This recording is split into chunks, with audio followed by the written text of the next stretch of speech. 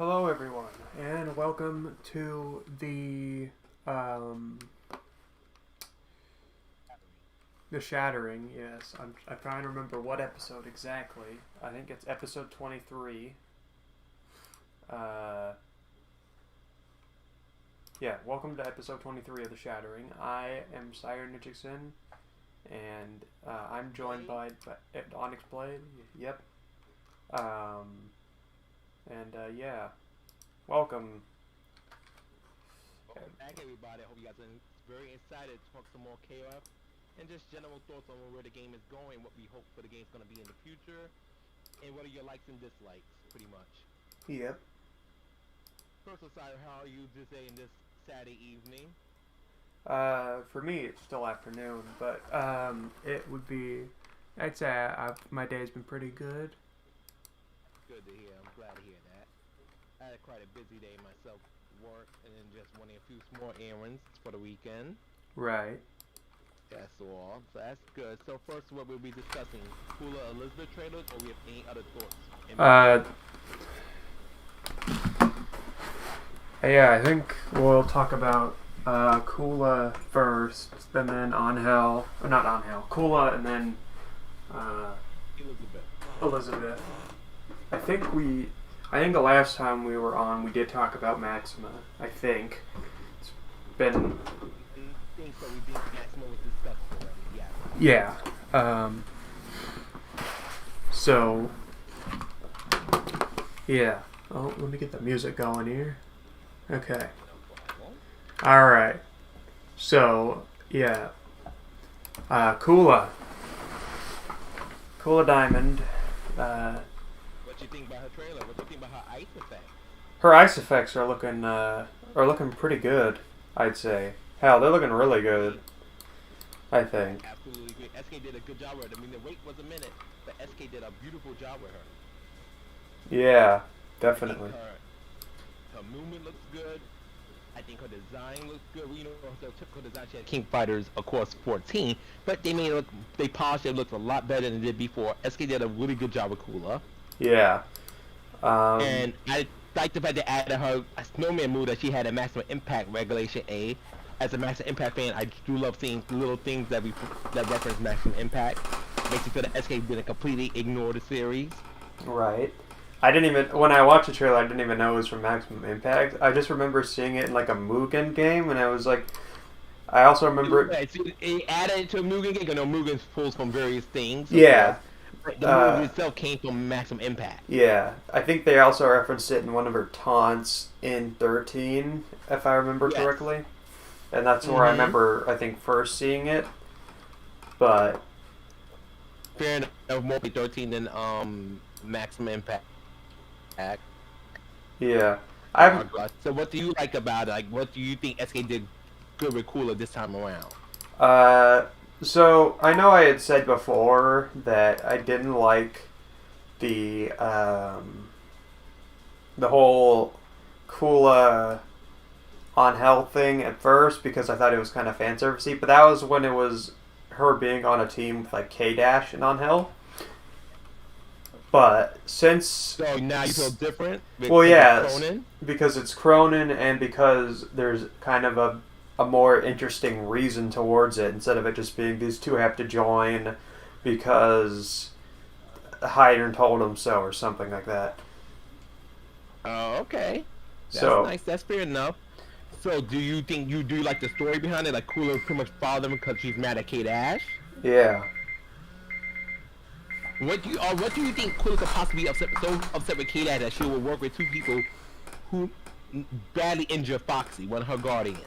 What do you think will drive Cooler that be that upset with Kate Ash? But she's like, no, I don't want to be around him no more. I'm going with the two people who nearly killed Foxy and me. At least he'll try to. I have no idea. Knowing Kula, it's probably either something petty or something serious. I don't know. It could be really, I don't know. Do you personally think it was a smart choice to have Kula break away from K-Dash, or would you have done things differently? Well, I mean, again, I think now that it's I think because Kula is mad at K-Dash, I think it makes it more interesting. But I would not have had her... If it was to break away from her, K-Dash in them, I wouldn't have done it with Angel and Cronin, personally myself. I would have done it with Foxy and maybe Whip or someone else, like maybe Yuri, if that was an option. Okay, fair enough. So during this gameplay, do you feel like Kula is rated as a 5-star character? Do you feel like SK rated her correctly, or would you think she's a little more difficult? Because lately the twerks as well is that KOF is very hard to play, which to me is no more harder than any majority of other 2D fighters. I think she's a relatively easy character to play, to be honest. I agree. From like, I would say even beginner friendly. I'd say she's very beginner friendly. Yeah, she's not like an Angel or anything like that. I mean, oh, definitely, she makes Kula's a cakewalk compared to Angel. Kula's pretty much Ryu in terms of easiness compared to Angel. Ryu, for sure, by those who are listening who don't know, I'm talking about this. Obviously, I know Ryu and Rio are two different characters. I know this. That's for anyone who's listening. I know there's a whole discussion about a different character here for a second, but I was on the website yesterday, and I was looking at the star ratings, right? Mm-hmm. And then I noticed Joe was, I think he was a 3. 2-star. No, he was like a 3-star, and I'm like, he's not. No, I believe he was 2. Let me. Go back and check I'll double check real quick. Yeah, but I'm like, he's not that hard. I feel like he's never. It was hard. I'm hoping what SK did to him. I mean, I'm kind of concerned. But Joe was never considered a technical character. Because hold on, let me see. KOF 15. So I never considered him hard. He's usually like my go-to whenever I pick up a game or something. Like him and Terry. Same here. Because like he has like, I can just rush down people and get in on their shield and stuff, or their block. Oh, that's Benimaru. Nope, no. They got the same hair, man, I swear. Okay.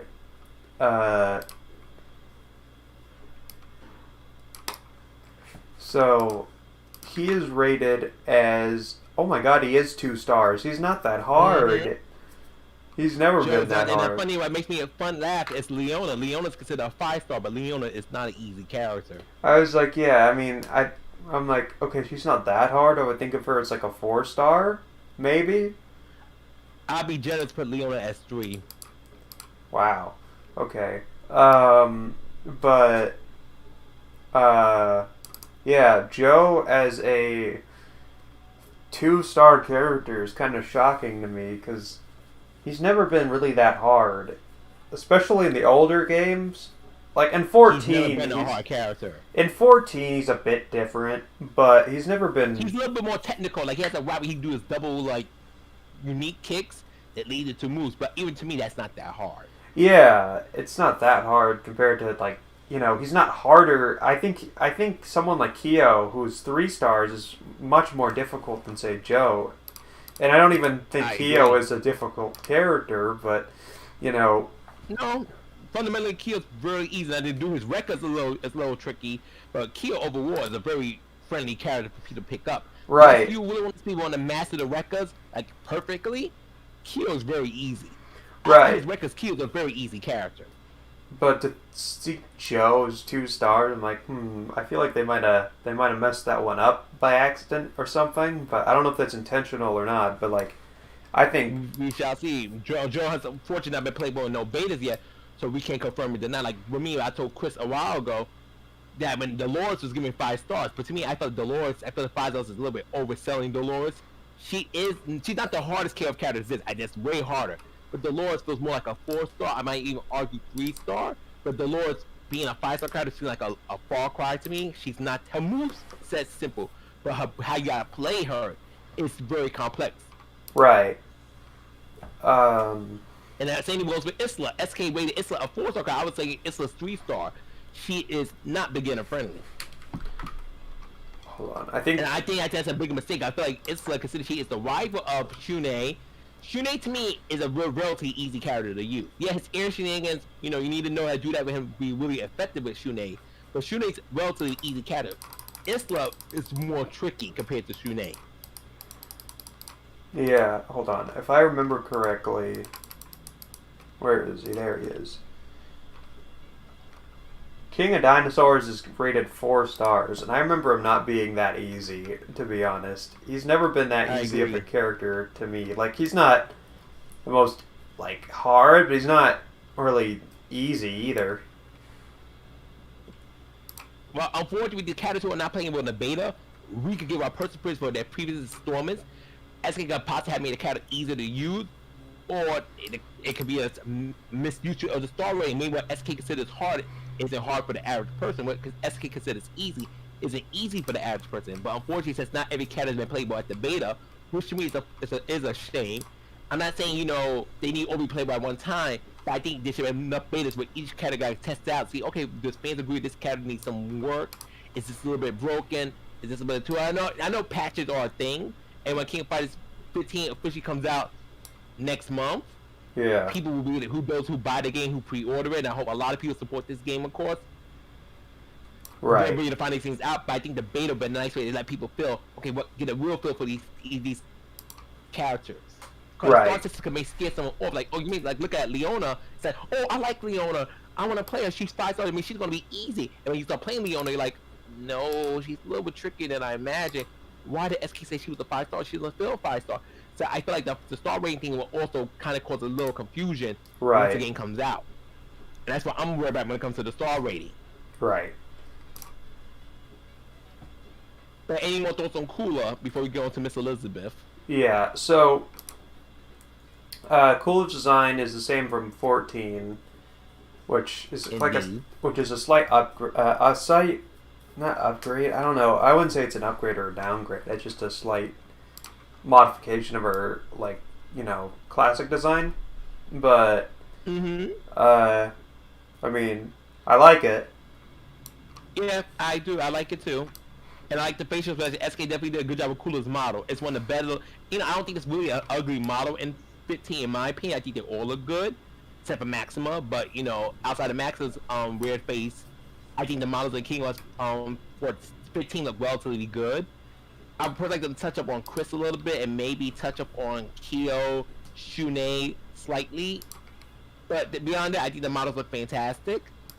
But yeah, they really did a good job with Kula Diamond. In this time around, SK did a good job with Kula. Right. I think so too. I do wish her climates was something else, but they kept everything the same pretty much. So that's fine. That's fine. Right. But, I think SK did a stellar job with Kula. Sadly, I do not feel the same about Elizabeth. Really? I do not. I think her model looks fine, but her light effects, they don't look too good.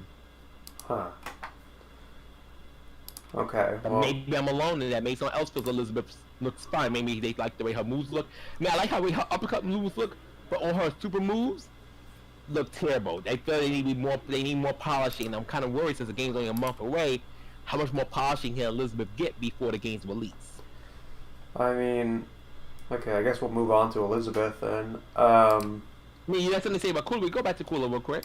I mean, there's nothing else I really need to say about Kula. Yeah, I thought we were done with Miss Diamond. Personally, I don't have a problem with the effects. I mean, they kind of make sense to me from a science standpoint. I mean, they look alright as well. I mean, I don't think I have much of a problem with it, right?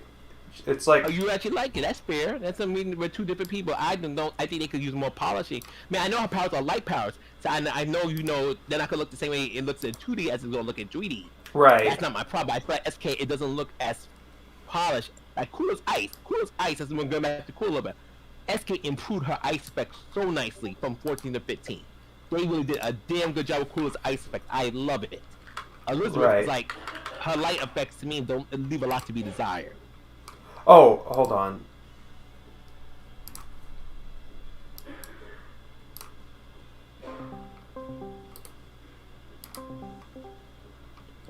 Hey. Chris? Yeah, Chris is here. Oh, what's up, Chris? It's happening. Keep on going. I'm getting stood up. Oh, okay. Okay. Do you have anything to say about Kula first? Because we were just talking about her, but Okay. We were discussing Uh, Cooler before Elizabeth, so we go ahead with Cooler first. yeah. well, don't we have? Well, wait a minute. Why Elizabeth? We got three, don't we? It was three.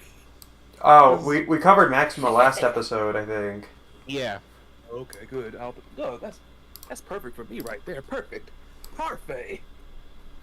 Uh, yeah, so Kula was solid then. I know Onyx had told that joke about the fact that clearly SNK took all that time because they were trying to make sure the ice effects looked the best, and I could totally see that. Right.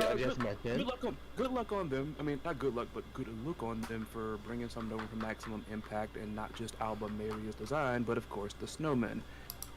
Yeah, I am a little freaked out about how those are going to be used in gameplay. Yeah, there's definitely online day one. That's there might be a bit of an issue. She'll be a setup monster, which like you guys do notice this. Cooler has been known as a pretty much top tier character since her debut. Right. And I'm not I know she was pretty good in 2000, the vanilla version. I don't really see her that using unlimited ultimate match. I can't speak on ultimate match. I don't really see her that using that one. She was one of the three best characters in King of Fighters 11. Her, Gato, and Oswald. Pretty much everybody that Mama used Cooler in that game. She was pretty effective in King of Fighters 13. And before her nerfs in 14, once Nakaru got nerfed, Cooler was a very popular character. So Cooler always had his reputation. And I was like, cool. I mean, Nakaru deserved that freaking nerf. She deserved that. Yeah, absolutely. Mama was a fucking pain in the ass. I wasn't there day one for 14, so I wouldn't know. But I'm definitely gonna be there for 15. But freaking Nakaruru was hard to punish, like certain supers, and then Mama Haha, and then K Dash. The best where you punch you in like Dash 3 or whatever, then you couldn't punish him. You couldn't do it. But that time still hits you. Yeah, exactly. That shit was like, oh my god. Like now, get back. Kula's always been a popular character, and she's always been strong in every skin until even as SK nerfed her. Kula's always been a really strong character. So I think it came at 15 during the game comes out. There's gonna be a lot of Cooler players, because now she's also gonna be a setup character. Cause before Cooler was not setup, she was pretty much a combo queen who didn't even use a lot of meter to be very effective. But now with the Snowman attack now in her arsenal, Cooler becomes a setup character as well. And you can't just like block and get away from her. You gotta be mindful of the Snowman at all times. Right. Which is going to definitely make her gameplay simple but more unique than previous installments. And I don't think Cooler's gameplay has been this fun since King of Fighters 11, when she used to have the air fireball. Oh yeah. God, he said 11. Oh yes, here we go. Go ahead. It's just like you said, freaking. You just said 11. I'm like, oh shoot, here we go. Well, I don't think she's gonna be 11 scary. The King of Fighters 15 mechanics are not as severe as King of Fighters 11 mechanics. Yeah, I don't think Cooler's gonna be as scary in 15 as 11, but I do feel like she's gonna be a top contender in the first couple months of the game before Eski does like a balance patch. That's I think I feel the same way about Leona. I feel like she's going to be a freaking like nightmare to fight against in 15, at least at the beginning. Just judging off of the like if you fight against a good Leona player, especially since there's like the remote bomb thing now, I feel like people are going to definitely going to struggle against that, right? No, it's still a beast in 14, and since it seems like Leona in 15 retained everything that made Leona good in 14, plus a couple of new tricks. I definitely agree, but Leona's another character who's never been really a bad character in the games she's been in. Right. I can't recall doing Leona with, oh my gosh, she's ass. It's never been that game for Leona. This game in games where there's other better characters, but Leona herself is never a bad pick. From what I've heard, apparently Dolores was really good in that beta as well. Yeah, a lot of people say Dolores is strong. I didn't, I had my opinions about Dolores in terms of, but a lot of people do say Dolores is a pretty strong character. But she's good. She's good. I just kind of feel like right now with Dolores, and by the way, I went live over here. I have to apologize. Sorry, I'm late. But yeah, Dolores, I feel like this is just my personal outlook. It might change. I feel like Dolores is gonna be like some day one stuff. I feel like after everybody gets more acquainted with the character, a lot of the stuff is just not gonna work the same. You're gonna have to get crafty with her. You're gonna have to get a little bit more. Exactly. It's almost Right. kind of like it's almost kind of like with Happy Chaos when they put him in Stride. Everybody would always do this thing where, like, he gets in the stance, it's kind of like Naruto from Persona, marches forward and like shoot, and then they know that you're scared of like blocking because you're blocking the shots and you don't want to take any of them. And they always would run up and they would throw you, always. And it's like over time, it got played out. It got very played out. So that's what I'm thinking. Maybe Dolores' fate. Honestly, I just feel like, but I don't know. Like at the same time, she is a kind of all over the place character. Whether you want to debate her star rating or not is up to you. But I do think SNK told the truth when they said you could play her however you want to. You can play her as a zoner, you can play her mid-range, you can play her rushdown. But the thing is, she doesn't really excel at any of them. There's always going to be somebody that's going to do it better than her. So, that's Right. how I feel. That is true. Yeah. And then with Dolores, I thought with Dolores early on, I'm sick. As a black, like, there's the arena, but Dolores is like an obviously black character. Afro-Latinos do exist. As a cat, I want to see Dolores do well. I want her to be seen in tournaments. I want to see Dolores being used a lot. I would hate for her to be that, oh, she's on the roster, but not no one touches her. Or maybe it's one person specializing in her, but that's about it. I don't want her to be one of those fake to a scaredy characters. I feel like the SK needs to make a character who has an impact in like high level gameplay and tournaments, especially at newcomers. Right. That's another thing I don't like. Maximum impact. That's another thing I don't like. I feel like a lot of times SK creates characters, but none of them have staying power. You don't see them much in tournament. Only new characters ain't surprisingly not in KRX 14. 15 is Najed and Alice. They're still used at high level gameplay. But outside of that, you don't really see none of the new characters being used at high level tournaments. Well, Gang Ill is kind of meta. So what? I said Gang Ill is kind of in the meta, isn't he? In the beginning, I know he wasn't because Yeah, he was. In the beginning, out used him. of nowhere, just one day, I think I was bored and I was like, look at some freaking. I saw the first thing that interested me is like old KOF 14. Like when the game first came out, albeit I think the patch may have come out, I'm not sure.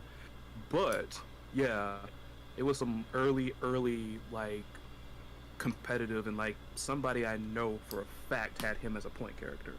Somebody had him as a point character, Gongyo. Somebody did. And I kind of get it because like what would happen in most His cases, wake up super is like really good, isn't it?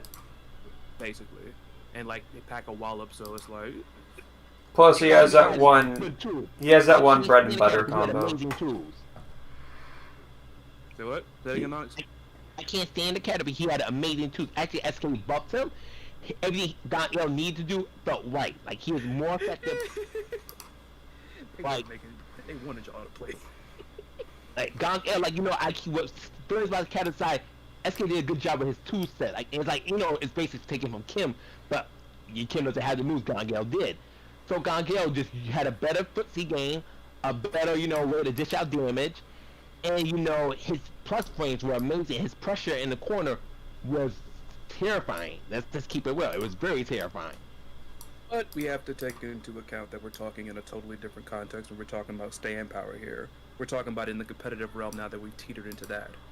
Yeah. We're like, so it's like it's gonna be different from like it doesn't really matter in no casual sense there.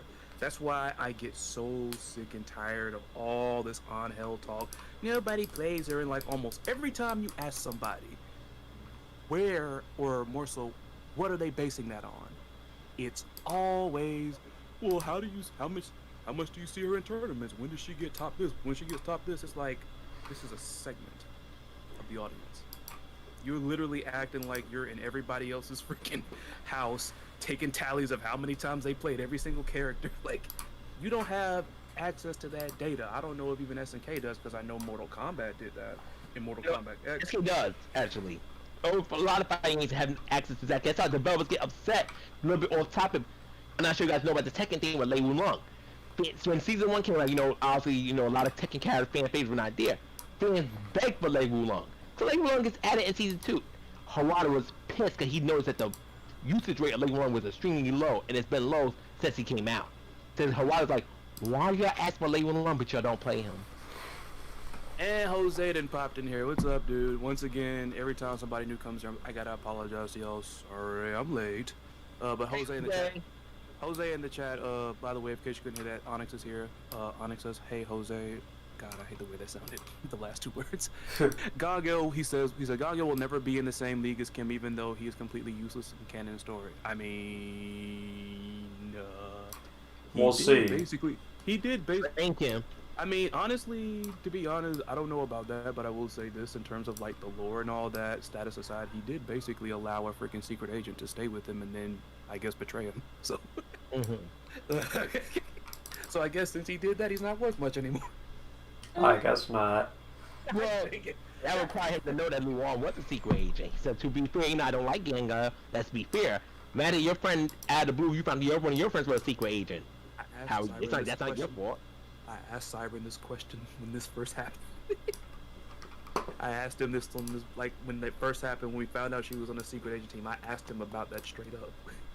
How would you feel if like this bestie of yours, albeit I know that part of the story is not so, but nevertheless, what would you think if one of your besties was like with you for years and years and years and years, getting close to you and all that, bonding over, I don't know, games, drinks, whatever the heck or whatnot, and all of a sudden out of nowhere, news report, this person right here is a secret agent. If you let them in your presence, then they probably downloaded some important sensitive data from you.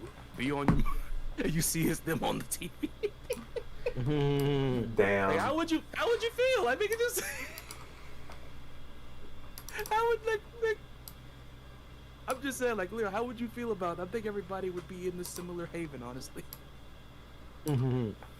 So you can't fault Gengar for that. Means Luan did her job right. She's not like Ada Wong and Resident Evil. My name is Ada Wong. Ada Wong. And on top of that, not only is he not in here, but Kim isn't in 15 either, at least the main roster. Right. Or he's not even scheduled for DLC, which is even sadder. I love me some Luong, but she got a Sea Viper style push. And the reason I said Sea Viper was because Sea Viper got into Marvel vs. Capcom 3 off the strength of being in one game. One. Very true. Very true. How many other characters can boast that? There are probably some out there. Yeah, I can't think of it. There's bound to be some. I know my... Wait, hold on. What's his face? Fat man with the rat tail from, who originally was like...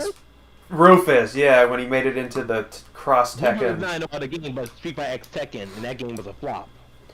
I mean, I liked it, but hey. Well, I mean, like, I'm talking about in the sense of Marvel, then. Okay. Tekken, I think, is overhated to a degree then, but at the same time, they botched it hard. They botched it so hard. It got too good too late. Cross Tekken, that is. Right. Yes. And honestly, there's a pool of characters in that game that got in there and they were only in like one game or so. Right. I don't think Tekken 7 was out around the time, was it? Nope. No, it was Tekken 6, right? Because Lars... And Tag 2. That was Lars' debut. Well, okay, he had to then. He had to. He also played the Naruto games as well. Oh, yeah. Oh, yeah. But Law's been around for a minute now. Law's ain't... Yeah, he is like a machine, so you know they're going to use him. Yeah. But so, like I said, so the Siren disagree. He actually don't want to speak on about Elizabeth. He actually likes Elizabeth like the light effects. Yeah, I don't mind them. It kind of makes sense to me. It hits and misses for me the way some of them appear. Let me just go down the list, because everything that was all right to me was, like I said, the model, the reflect. I'm talking about like the light effects. The model's okay. I'm over that because whoever put that leak out there and put that crap in the freaking description, you're full of it. Which, if you don't know Siren, somebody had said that, well, you know, Elizabeth's model might be controversial because it don't look good. Yeah, it didn't look good because y'all were looking at that grainy footage and them grainy pictures and them grainy screenshots. That's why it didn't look good. That's why it didn't. Right. But no. So, like, for me, the light effects that look good, like I said, the regular projectile, like when she teleports, it looks fine. When she absorbs and like deflects, that's cool. Honestly, the thing I had the issue with the most was like the pillar uppercut. It's like, yeah, touched up a little bit, That's the only problem I had with it too. Oh wait, well, maybe I'm being nitpicky, but I think she should get like dash or jump in the air faster. that's what I was thinking. Because it was like in 13, it was much faster. Yeah. It looked more graceful and elegant and to the point.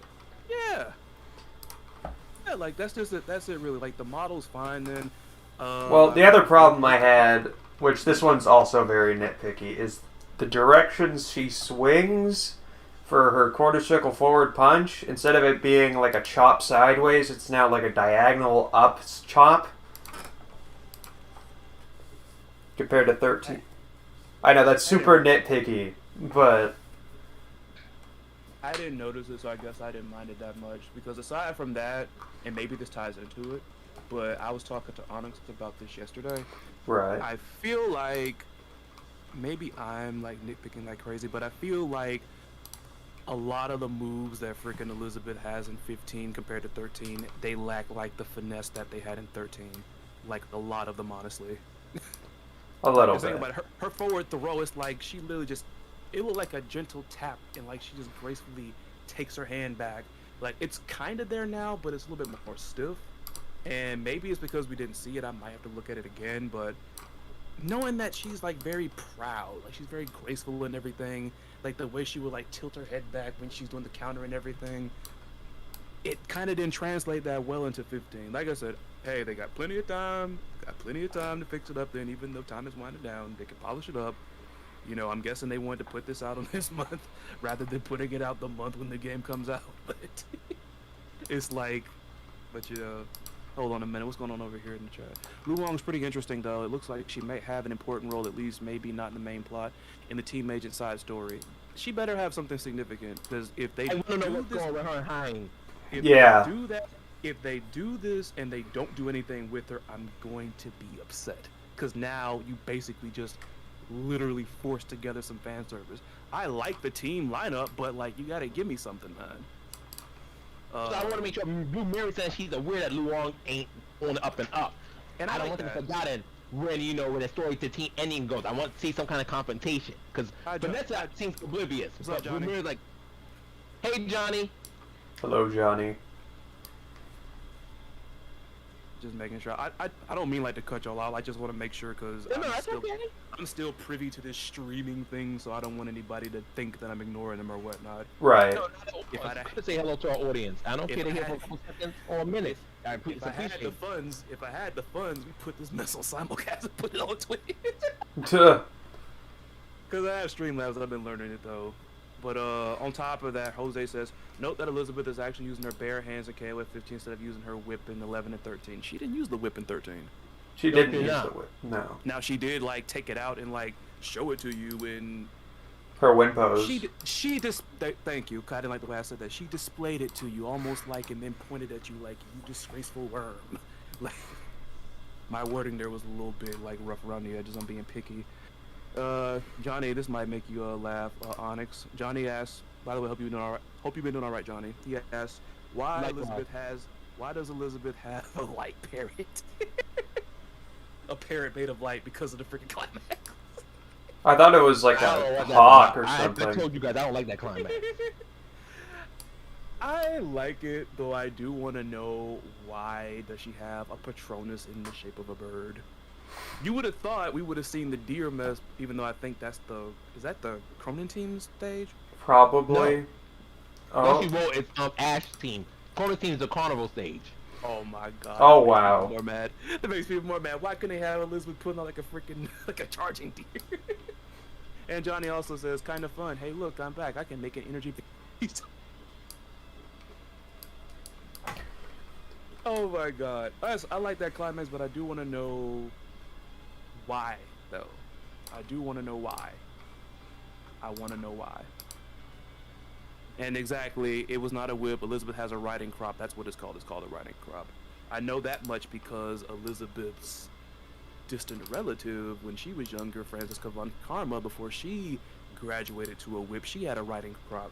Because if you play Ace Attorney, where you have some prequel episodes where they talk about the past, you'll see a young teenage Franziska in like the Edgeworth spin-off games. Franziska's known for the whip, Which, by the way, Francisco was supposed to be in a fighting game, TVC, but Phoenix Wright, they couldn't make him work, so they scrapped both characters. Lame, because they finally got him to work. But anyways. But then, like, when you see a young teenage Francisca, she has the riding crop instead of the whip then, and she was hitting people with that too. Everybody was scared of her. Scared of this freaking little, like, look at, like, pictures of Francisca and tell me that freaking her and Elizabeth gotta be related. Tell me. It's just lighter hair. It's lighter hair and, like, a freaking, I don't know. I don't think Elizabeth's as hot-headed as freaking Francisca is. No, definitely not. I mean... And just when it comes to Ash, Ash knows how to press all buttons. But Ash knows how to press just about anyone's buttons. Right. Oh, shoot. But I think it was more personal because Elizabeth actually loves him and she knows him from childhood. Right. I just realized about something stupid. Elizabeth's climax was her attempt at trying to do Hanzo's ultimate in Overwatch, but instead of a dragon, she got a bird. I don't think they got dragons in France, bro. They got like escargot or some shit, man. In the Harry Potter universe, they do. Damn, they do? They got them in Norway, talking about some Norwegian richbacks. Well, that makes sense, because the Norwegians had or at least some of the Vikings had some of those freaking, like the dragons on their boats. Dude, who knows? Birds might be. No, let me not say that. I mean, chickens are descendants of dinosaurs. I'm not going there. I was leaving it alone. It's like she just shoots an arrow and a big old freaking white T-Rex just comes over here and storms at you. Oh my god, King of Dinosaurs would be pissed. KODs are like, I go back to T-Sock, I swear I'll do it.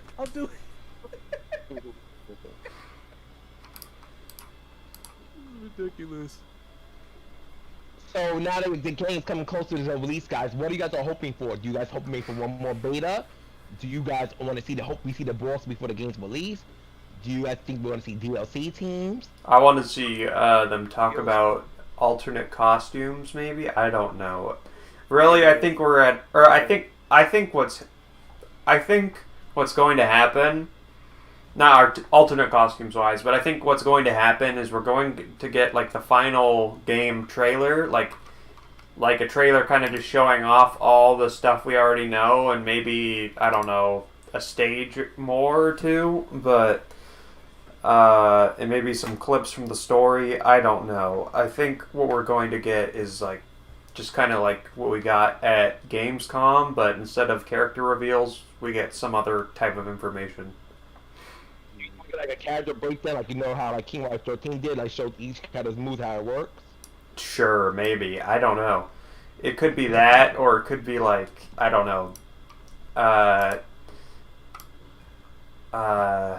don't know. It could be that, or maybe we get the silhouettes for the DLC characters or some crap. I don't know. I don't think they're gonna do that. They're not gonna do silhouettes then. I think freaking SNK done got hip to what's happened.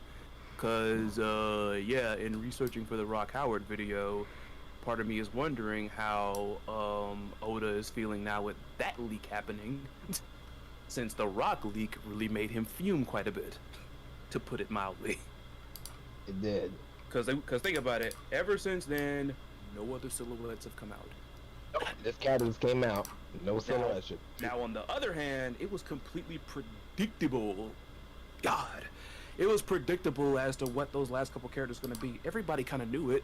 Even like without the leaks, everybody kind of knew it. Like the only big surprise was the return of Cronin 49. That's it. That is it. All because SNK put this charade on for, 20 years now? 20 years. Elizabeth was, until the leaks came out, Elizabeth was hanging in the air. A lot of people said something that makes sense, right? You like to agree with it or disagree with it. Oswald's model was already there. And Oswald and Ash of history. So let's say SK decided to play the lazy route and just put Oswald there since his model was already there, then it made Team Ash, Oswald, Ash, and Kukri. Got roasted. It would have got roasted. Cause like, I get it, and don't get me wrong, I give them credit. Yeah, they brought over some of the models from 14, and thankfully they gave some characters some new moves. Thank goodness. Some of them are great, and some of them are big freaking misses. Shune's freaking climax. But anyways. But it's like, yeah, I feel like I hope we get it. Just I've been saying it for a while. Just one DLC team, please. Just one. Just one. Just one SNK before. Just one, please. Just one. I know the whole mess got leaked out there and everything, but come on, just confirm one, please. Just one. Just one. And by the way, Jose is still on this. If you remember my comment, which I do, I don't know if Siren and Onyx do, I actually said about Elizabeth being responsible for the entire Verse saga because the fact that she refuses to erase her memories about Ash. I say this all the time about Verse, then, as hokey as Verse is, Verse did what he was supposed to do, or Verse did what it was supposed to do and literally was gone far as we know. He didn't overstay his welcome far as we know. I keep saying that because I have the slight suspicion we're gonna get blue verse. Yeah, Isla, and you know the whole story, like the alleged boss for Kingdom Hearts 15 is the other part of verse. Oh, that would make sense. Johnny says, I'm interested about the next 2 DLC teams if they decide to show a Samurai Showdown team. That'll be a big flop. I don't know about that per se, but at the same time, I think people will be excited about Hamaru. I'm following the rule. I'm following the rule. Like, I know y'all have seen it, but I'm just trying to keep it in. I'll just put it like this. One of those characters that apparently got leaked in, I'm interested to see how they are going to translate to KOF, and I'm going to leave it at that. I'm not going to dance around this mess all night. Right. Okay, fair enough. Oh, looky here. You got a bot in here. Hold on. Get out of here. You're still on Siren's stream. Mine. Cause I'm on Siren. Oh. Get out of here. Hold on. There's somebody in my chat. I didn't even realize it. Is this a KOF podcast only? Yeah. Not well. Mainly, yes. We talk about other games sometimes, but like very briefly. Yeah, we could talk about old DNF since the SNK fanboys got scared. Right. Talked about, like, I hated, I got so tired of that talking point, man. I got so tired of this talking point, man. If you don't know what I'm talking about, people were still talking about, like, that was dumb for Arxis to do because now neither game is going to have everyone's undivided attention. First of all, you weren't going to get undivided attention, period. The only the only split that was going to happen in the context they're talking about is people like me who want to play both games, who had to micromanage their time, and I did. That's it. Like, people act like everybody who loves KOF likes 15. I got 2 people within, like, between the chat and this panel right now that literally are not sold on KOF 15 ATM at the moment. Oh, wow. Okay. I got 2 here. I know one is in my chat and one is on this panel. 2. And if they want to identify themselves, that is up to them. But I digress. The point is, there was gonna be no undivided attentions. Like, that's why, like, I'm not trying to, like, poke or whatever them, but that is something that someone... There's a bot? Says. What? Bot? You got one too? Do I? Yep. Okay. Is it the Barrett Warner one? Yep. Yes, sir. Okay. Hold on. I'm at the mod freaking Onyx. I'm at the mod him.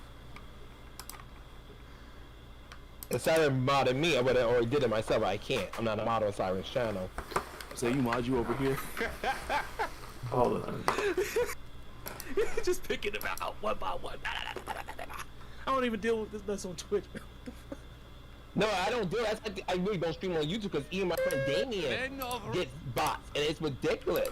Even my friend right here, Darnell, who's ZT leader, he gets bots on his stream. It's like only the people who stream on YouTube gets bots. Easy. Probably because people keep clicking and falling for that mess. But yeah, my whole thing is like that whole undivided attention talking point was just that mess was bollocks, man. Total. It's like The only people that were gonna be divided were like people like me that wanted to play both games. That's it. Cause anybody saying that, you literally act like human beings are drones and all of us are robots and we're programmed to look at one thing. We're not, okay?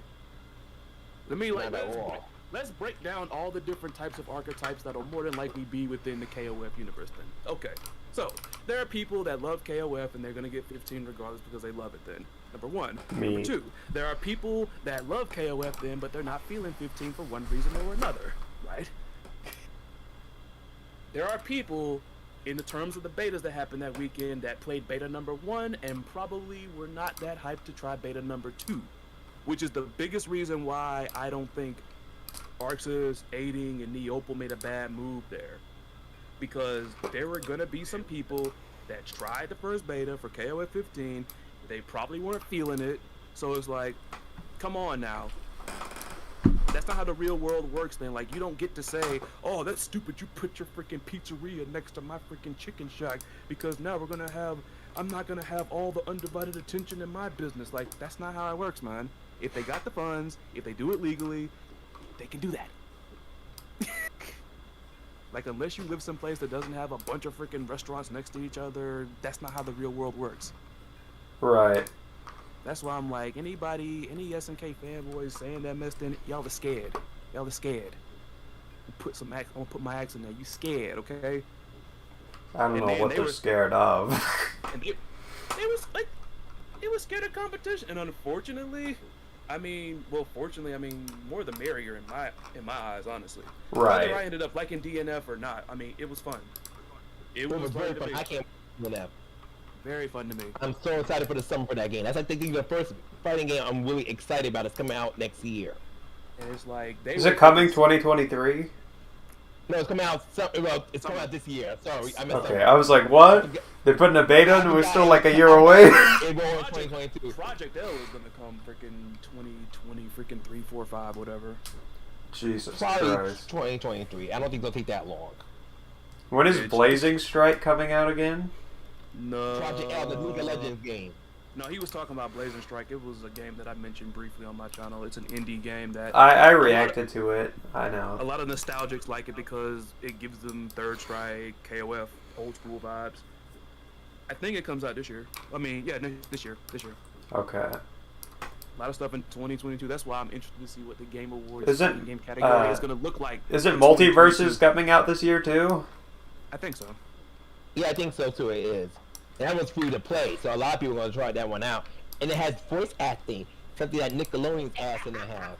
Oh boy. And it's free to play. And I was so upset, but let me tell you something. For the record, because everybody talks about that, for the record, pull back for a minute and look at the whole entire scene here.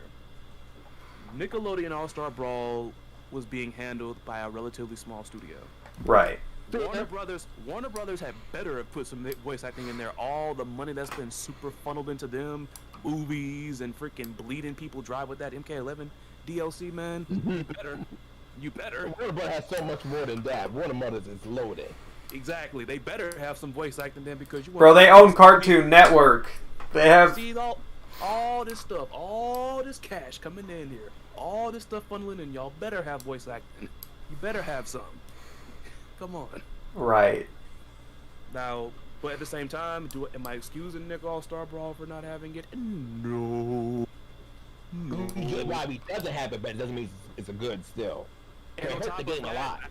and on top of that, I hate to do this because I don't like comparing stuff like this, but let us call a Bastion if he's spitting a whole bunch of mess at you, but Skullgirls. Oh boy. About the same size as the freaking studio that's footing the bill for freaking All-Star Brawl. They had voice acting from the get-go, and then they added it later on with crowdfunding into the story modes with the visual novel sections. For people that I guess don't like to read or whatever, I literally practice voice acting reading some of those, the visual novel story scenes in freaking Skullgirls. Also me. Exactly. I don't like reading at all. I saw like KOF 13 story mode. I'm like, oh my god, there's so much reading. I enjoy reading that. We did that mess for a segment in like one of the earlier freaking shows. No, the story mode, not the arcades like like small chatter. I mean like the like fucking absolute like paragraphs of just text. I'm like, oh my god. Or as the main story in the KOF 13. Yeah. I enjoyed it. I know it's to each their own, but I enjoyed that.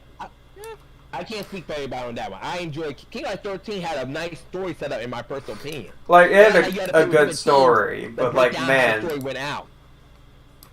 like I like the story, but it was still a pain to read all that much. I don't know. I have a dyslexia, so it might be a bit biased here.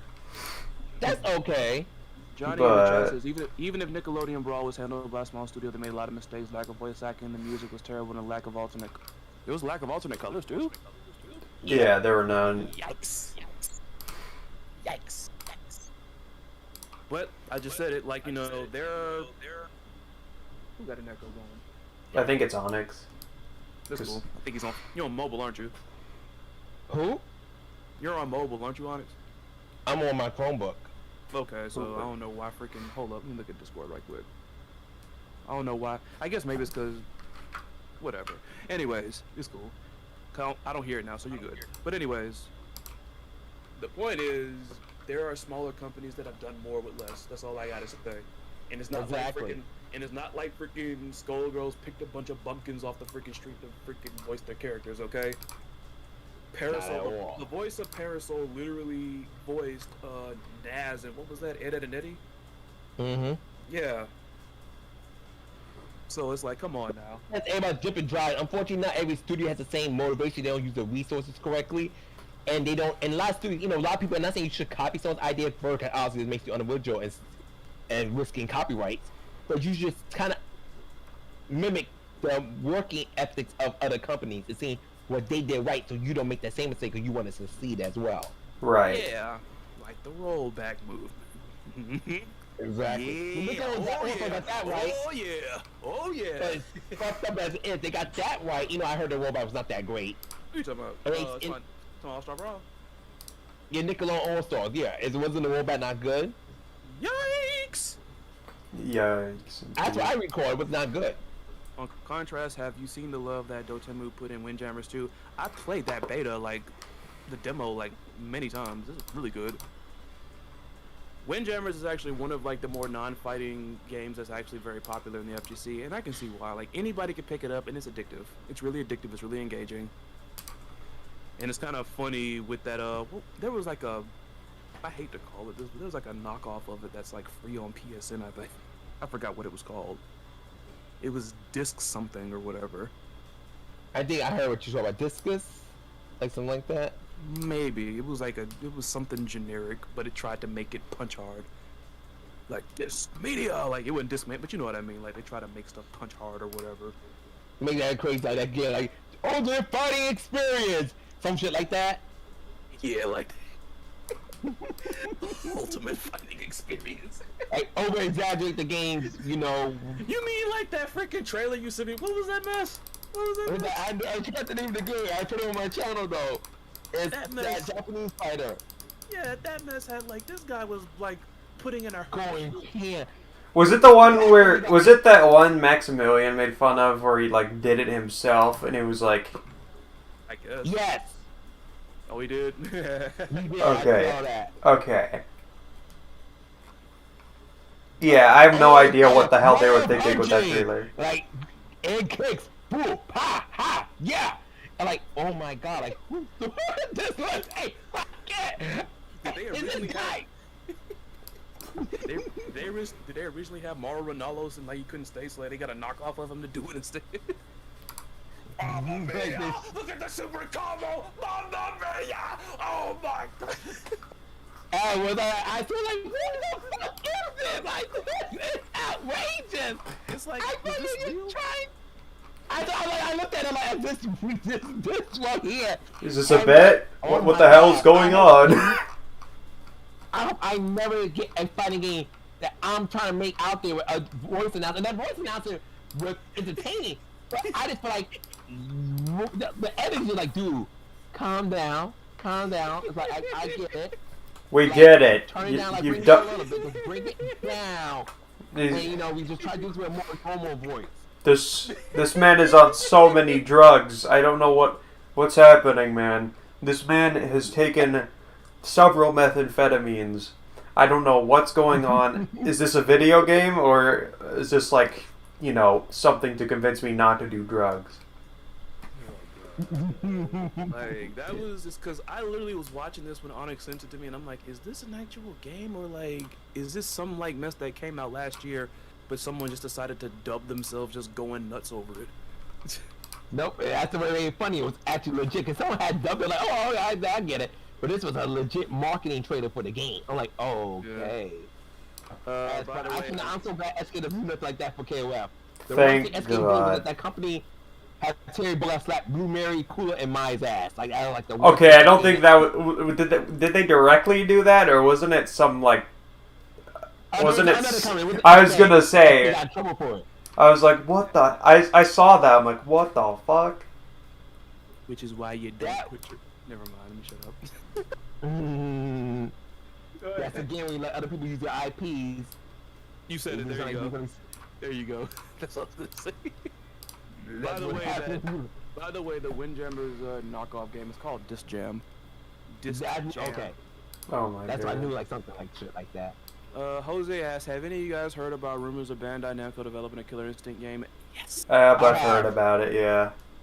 Which is interesting. I haven't played a single Killer Instinct game, but I know I have it on my wish list or something. Killer Instinct. I played the last one. I loved it. Yeah, I have it on PC. It's actually really cool. What was it? That was one of the fighting games. I wish. I know it had like similar graphics to Mortal Kombat, like in the earlier kind of days, almost. I would. The original ones, it went from the Nintendo, Yeah. 64, and the Sega Saturn. Yeah, that was fun too. Yeah, I would put this the most recent Killer Instinct over Mortal Kombat 11 right now. Because I always got I always got Killer Instinct confused for Bloody Roar when, like, title-wise. Because I'm like, oh, these two seem very similar, like, name-wise. Not name-wise, but, like, I feel like they're kind of interchangeable in some ways. I get that. I can see it. Edgelord stuff. Right. Edgelord stuff. Killer Instinct. Bloody War. You kind of get it. I get it. You sound like that freaking dude that was narrating the freaking. War never changes.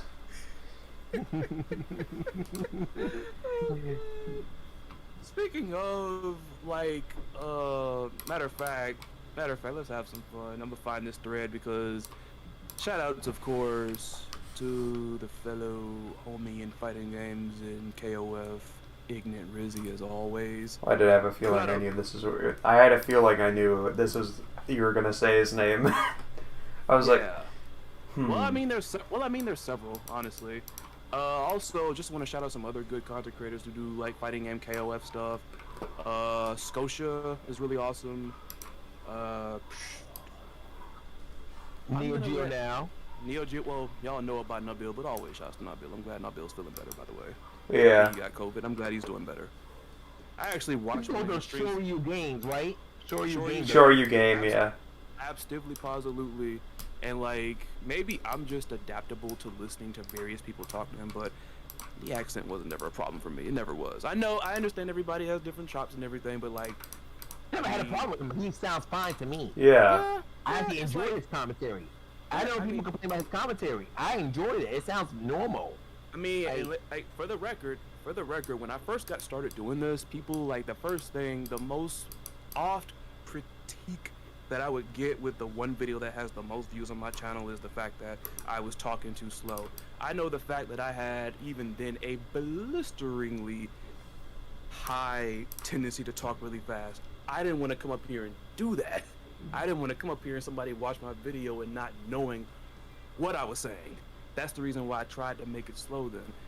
Like, people should be happy, you know, Shoryu game, like, he does good, man. And pace is there and all that. Pace is there. Exactly. It's great, honestly. He's very articulate. You can hear, like, every word he's saying with no problem. I don't get what people saying. That's what I do work in my speech. I do work about, if I talk so fast, he ain't gonna understand, so I slow down myself intentionally. Yeah, like... I know I'm not very good at commentary videos because I'm like, oh god, I am horrible. It's like speaking for long periods of time about anything. Like, That's not like that's- casual conversation or something. Well, one thing that I was taught, and thankfully, shout out to this one person, because honestly, this was like on that same video, they actually, you know, it was actual constructive criticism, you know what I'm saying? Right. She said she liked the joke, she liked the writing, she liked the choices on the list, but, you know, my problem is that you talk a little bit slow. Like, imagine like you're talking to your friend about whatever it is you're talking about, and that helped. You see, people, that's how you give constructive criticism. Some of y'all over here on this platform are too addicted to freaking whacking yourselves up. I say, I told them, didn't I? I told him, didn't I? Okay, so being a dickhead is more important to certain people than actually helping. Right. That's why I tell people all the time. If you're gonna critique me, do it to help me. You're just gonna try to tear me down. You're not helping me. So why talk? Yeah, and for the record, before we get off this, because I know this is interesting and it's a big topic, what's y'all's thoughts about Microsoft buying Activision? Johnny asks. I Honestly, mean, I don't care. yeah, I don't really play. I don't really play any Activision games. That's why I don't care. I mean, the only one I got in the fight is freaking Overwatch, and that's it. And my friends got me into Overwatch. If I played a shooter, honestly, there is a 0.1% chance I picked it up by choice. And I say that because that's how I got into like Paladins there. One of my ex-friends that I met through freaking Overwatch, like, of course we were falling like out and everything, and so it got to a point where like I was repelling and everything. So I would mess with them by just playing Paladins every time they wanted to play Overwatch. I was like, nope, I'm playing Paladins, nope, playing Paladins, nope, playing Paladins, nope, playing Paladins. But then over time, I actually ended up liking the game. Like I tell people, if I'm gonna be petty about something, I'm gonna do something that's gonna help me at least in the long run. No sandlot kitty stuff, honestly. I ain't in freaking high school no more. But I shouted out Rizzy because this was a fun thread, honestly. And he had it's a freaking, probably depending on your taste, a creepy or a hot picture of freaking Chizuru there. And the caption says, let's have some fun. What's your hottest KOF take? I did comment on that one, I remember. Yeah. Let me see what some of y'all think of some of these, because some of these are dope and some of them are kind of funny. First one that comes up here, it's a different Jose, not the Jose local here. Shout out, of course, to all Jose. You're awesome, dude. And Johnny, you too. First one says the striker system should come back and Duck King deserves to be in more games. What y'all think? I mean, I like the striker No, system. I'm against the striker system, but yes for Duck King. You haven't. I mean, I've never used it, but well, that's a lie. There's a Mugen game I played where I used it. I mean, I don't know if that counts, but like, I don't mind it. I think it's alright. I don't feel one way. I feel like it's a little silly, because to me, I know SK did it since '99. It did it from '99 to 2001. It just feels like really during the fight, oh, you gonna have your teammate come out and just help you jump your opponent. I get SK was going for a different field with just how a more unique way how to use your team and your partners and the quick combos that you can't quick with your character otherwise. So I don't hate it, because funny enough, my first KOF official KOF game was King of Fighters '99. The striker system was very present in there. But as I play the ones with no striker system, I enjoy those more. It's just me. I don't care for the striker system too much. I feel like it's kind of weird. I feel like that's the reason why, because I would only play this game with like my brothers Malcolm and Johnny, because I forgot which one of them had it, but it's an anime and it's pretty much fan service. It's called Aquapasa. Very simple to get into. Oh, I know what that is. I feel like they lifted that mess, the striker system, freaking KOF, because basically you get to pick like a character and then you pick somebody who's basically your assist, and every here and there they can come in there to freaking do something, like help you out or whatever. And some of the assists, like most of the stuff in that game is comically silly or whatever. You got a character that rides by on a bicycle that drops out the sky and hits the opponent or whatever, then... I think I did a good assist, though. I want to take this real quick. Is that fighting game that with the Sega character, like, has a Kiro Yuki in it. It has, Dengeki Bunko. Yeah, that game did assist perfectly, and assist actually looks good at that game. I don't know why, but I love how that game did assist. But like for KOF though, no, it just looked off for me in KOF. And funny thing is, KOF is one of the games that actually did it very early on. But it looks off. Like I don't want to play. Like, I'm playing. Let's say I'm playing Zarina against a Mion player, and I had the blue nuts come in to help Zarina do a combo. That just seems weird. As long as they don't like do two things. Either A, as long as they don't lock strikers to certain characters and everything, number one. And number two, do not do what the very first MVC did, where it was like just a random freaking assist or whatever. Don't do that. That's all I ask. If they do it if they just keep it where you can actually customize everything, pick your striker, that's cool. But no randomizing and no locking it with the lock it in. Like King 2000 had lock in striker. Everybody had a specific striker in King of Fighters 2000.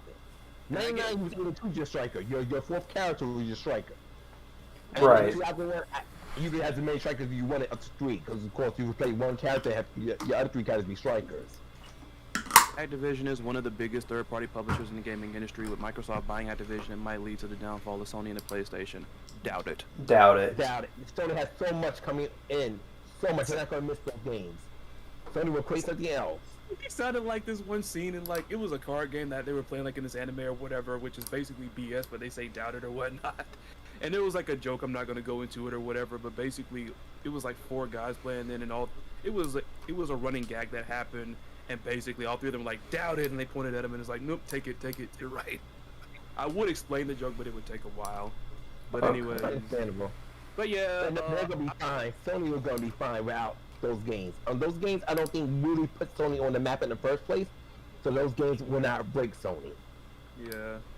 And I don't think there are any Vince McMahons in the freaking gaming industry, so as long as that don't happen, I think we're good. Because if Vince had bought freaking doggone... If a Vince-esque person who is into the fighting games, or at least, I guess, somewhat engages with fighting games, did the whole thing with Evo or whatnot, I think a lot of games would have gotten cut from there, and something very silly would have gotten pushed. Something very silly. Very silly. Something Dead very Fighting silly. Herd. And Dead Fighting Herd was a good game, by the way. I'm just saying something just really out there. It is definitely very out there. But yeah, for me on this take there, I don't feel one way or another about the striker system. I mean, if they bring it back, like I said, those are my conditions. And Duck King, absolute yes. I really think they should have shuffled the freaking Fatal Fury team, but we need more Fatal Fury characters, man. I'm saying. Other than Andy, Terry, and Joe. Terry, I don't mind, because Terry's always going to be a star. It'd be stupid for SK ever to neglect Terry. You bring Terry Bogard every KF game. I don't care where KF 19,000. Bring Terry Bogard in. But you can start using. Oh. I know we'll be either robot or long dead or ancestors, descendants will be playing King of Fighters by then. If we have any kids or Greg, whatever. But Joe and Andy, they're cool characters. They're iconic. Yes, they are. But they're not important to KF, but you can't get rid of them every now and then. Fair enough. King Class 11 proved that. Hell, King Class 2003 even started the idea where T-Zoc took Joe Andy's place. Big Izzy. Big T-Zoc. Bro, T-Zoc. I think we just need, okay, new characters are cool and all, but I think we just need more Fatal Fury characters, returning, or Art of Fighting characters, or something like that. No, I want more freaking diverse SNK representation in KOL.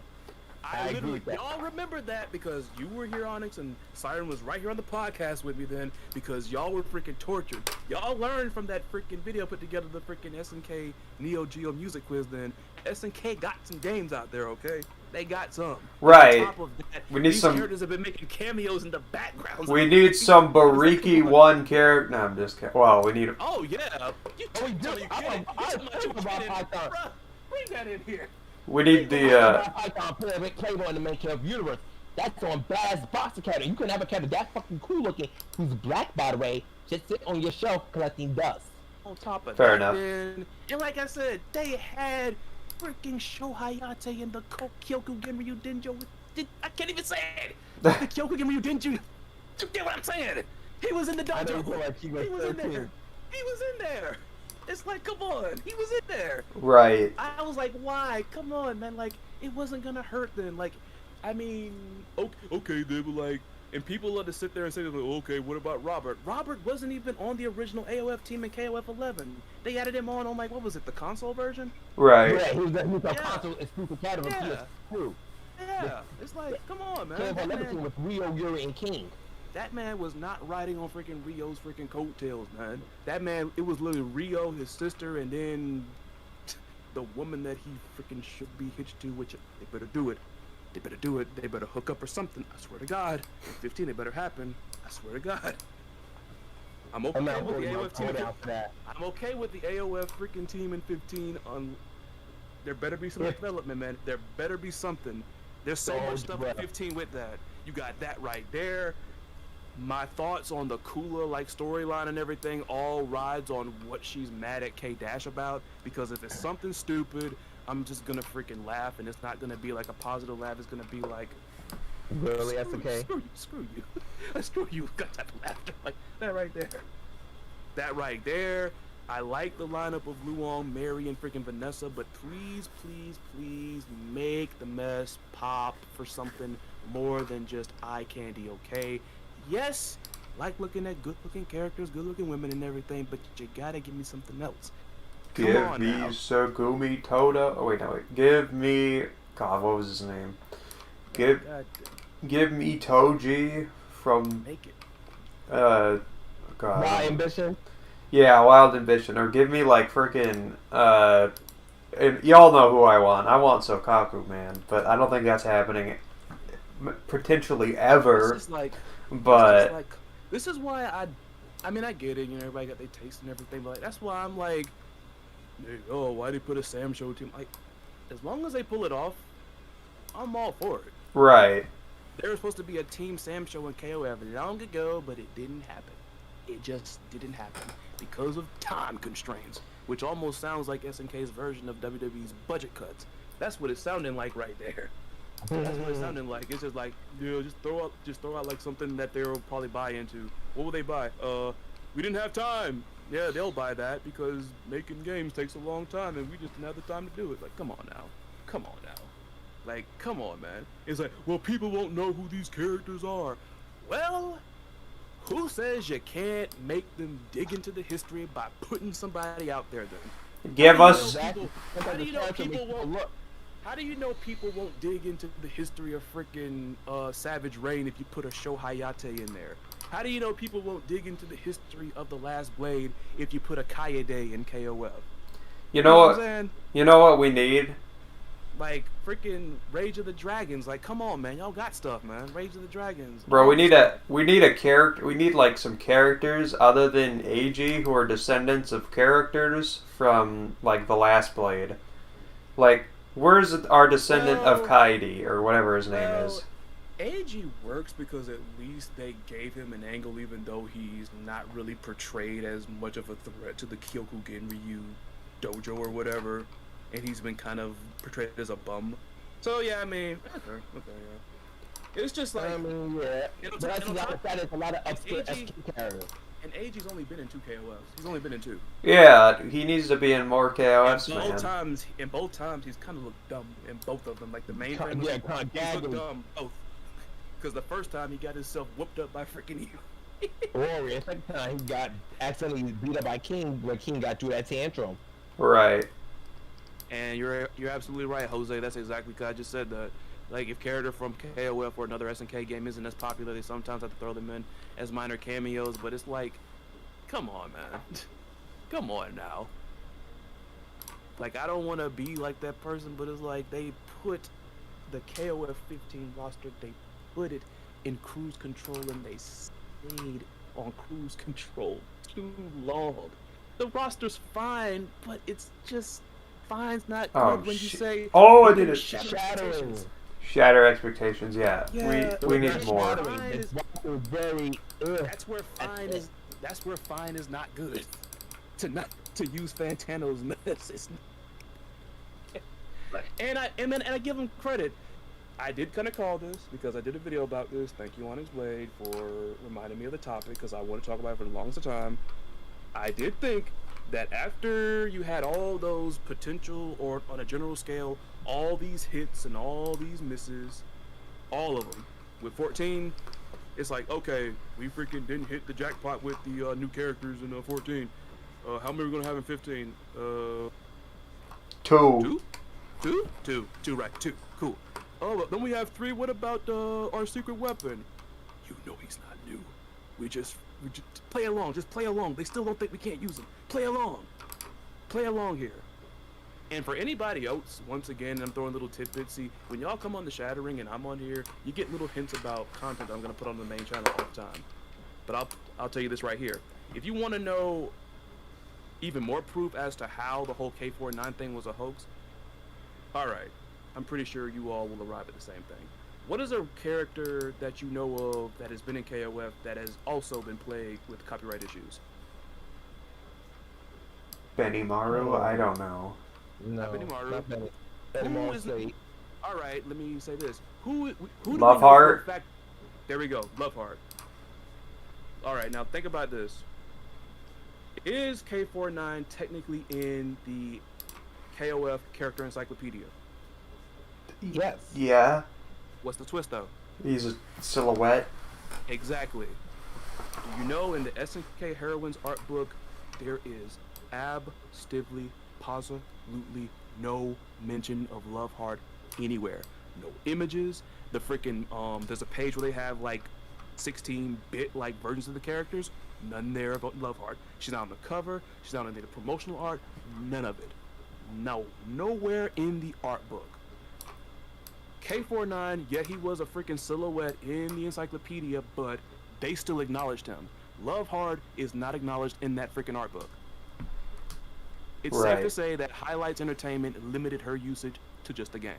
If you go on Steam and you look at the page for SNK Heroines, if you look down for the copyright info, Highlights Entertainment's name is there. It's there. Why have we not seen this with Cronin and everything? Because it never happened.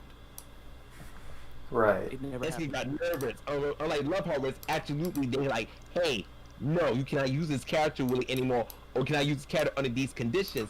Cronin was like K49 was SK owned him, but when too many people can say, oh, he might as well Tetsuo. So SK like, you know what? He does come a little bit too much like a Tetsuo clone. We don't want to get hit by a lawsuit. Let's act like this character never happened. Jose, it's not about the fact she wasn't here. No, here's the thing. Look at the difference. Why did they acknowledge K49 in the art book and say we can't use his likeness, but we know for a fact that Love Heart's copyright has been sold and she is nowhere in the art book? How are you going to put a character in the art book? I think the guest characters for the most part, well, not the guest characters, but I think maybe the DLC I think is even in there. I think. I have a PDF of it that I got from somebody when I was doing research for another video, but it's like he still got acknowledged. There's a silhouette there, but he's still acknowledged. Right. And on top of that, I don't want to spoil this, but recall, K49 is in KOF Cross Garo Densetsu. He is. That game Yes, came that out. he is. And here's the thing. The one big thing about the whole K49 fiasco is, if you ask anybody when exactly this stuff go into effect, nobody can ever give you a date. Right. No one can. It's like the last time we saw him in like a canon mainline game was in 2003, but that was a background cameo, and I think it was only on the PS2 version of 2003. So yeah, that happened. So some people will say, okay, that's when they couldn't use him anymore. Okay, so if you can't use his likeness or anything like that, why is there even though this is very elusive, you will probably smack yourself if you don't know this already. He is in one of the backgrounds, I think the Team Mexico stage in 94 Rebound. He's there. It's just very elusive. He's there. I found the clip. He's in the background. Wow. So there's that. So somebody might also, on top of that, Days of Memories. There's that scene where Kula's handing Angel a doll that looks like K49. Okay, I thought we couldn't use his likeness. This doll is clearly him. What's up with that? So then people would say, oh, well, it was in 2009 when 2002 happened because that's when he got replaced with Nameless. Okay then. KOF Cross Garo Densetsu came out in 2014. And people, hardcore freaking big old long time, big freaking S-tier geek people in SNK always make the joke, and it's true about that game. That is the only game, the only real legitimate game where you have Nameless and K49 in the same game. Right. This whole thing was a farce. Now, why did they do it? I can't answer that for you. I have ideas. I just mentioned one of those ideas. Say what? I just mentioned one of those You did. ideas. Yeah. I can believe that they, and honestly, what you said there, I think probably holds the most water, to be honest, because I could believe maybe they didn't like what they did personally. Because some people keep saying like, well, that's proof that it was a copyright. It was like, no, that's proof that they didn't like what they did with them.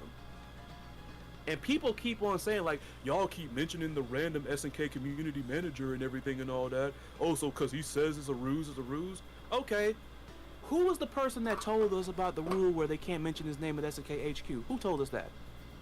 It was Kristen Kaiser. It's the same person. Oh, the same yeah. person that was proliferating this mess. The same person. Oh yeah, there was a topic I wanted to talk about.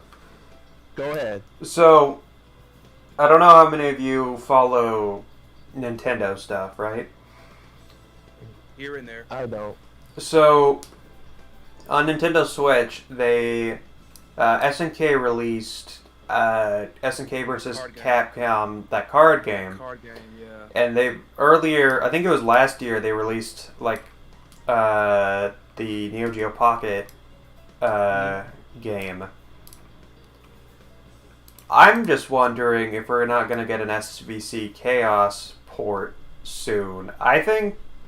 Listen, I don't want to say too much because you know, this is my hot take, right? I think there might be a Capcom versus SNK potentially in the next 5 years. Potentially. Just judging by the fact that some of this is coming back and there's a lot of eyes on SNK right now, and people are anticipating Street Fighter 6. I just think that and now that Oda's gone, not Oda, Ono. Now that Ono is not at Capcom anymore, and there's not that, Think he was getting in the way of it? From what I've heard, apparently. Wow. No, I'm going to defend Oda a little bit. I did hear that he was getting in the way of Street Fighter 6. I think his idea of Street Fighter 6 is a little different than what Capcom and generally had in mind. No, I meant with SVCK, or sorry, the Capcom versus SNK. Oh, okay, that's different. There was some petty thing going on from what Maximilian had said. I don't know how true it is, but I honestly would believe it, considering just off of what we've seen Ono do in the past, and how he's made some really weird decisions as well. Street Fighter. Well, having new names come to the different new names, faces, you know what I mean? Just right. To be fancy people. Having new people come to the table and talk about stuff like that. New relations can happen. Right. So you never know. You never know. And you never know. The other thing is, honestly, you know what would have really convinced me that CVS or SBC would have been coming back? You know what would have really convinced me would have been coming back? If that last character for Street Fighter 5 would have been somebody from SNK. A lot of people kept thinking it was going to happen. I heard so much talk that it was going to be Kyo. I heard so much talk. So much. Same thing. People actually saw Pistol and wasn't Kyo. But I had a feeling it was not going to be Kyo because I kept telling people, and people keep telling me, when has Capcom ever put a guest character for another game in their main fighting game series? Never. They don't do that shit. Yep. And now, Frick, you can't even say SNK with that right now, because I know Sam Show is not like their premier series, but I mean, they did. It's still part of the universe. Yeah, and they did basically go all freaking pants on head crazy with the Mess and Sam Show. They went pants on head crazy. It went from obscure people, and then we got biking, which. Oh, hey, Sancho, see, they don't do that with Sancho. Sancho needs it. Actually, Sancho's a game.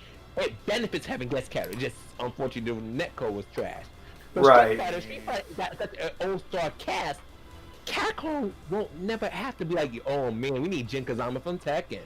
Oh yeah. Shit, we need Tina Armstrong from Dead or Alive. Yeah. Ah damn, we need Kratos from God of War. Oh my God, Kratos. Yeah. Street Fighter would never need that.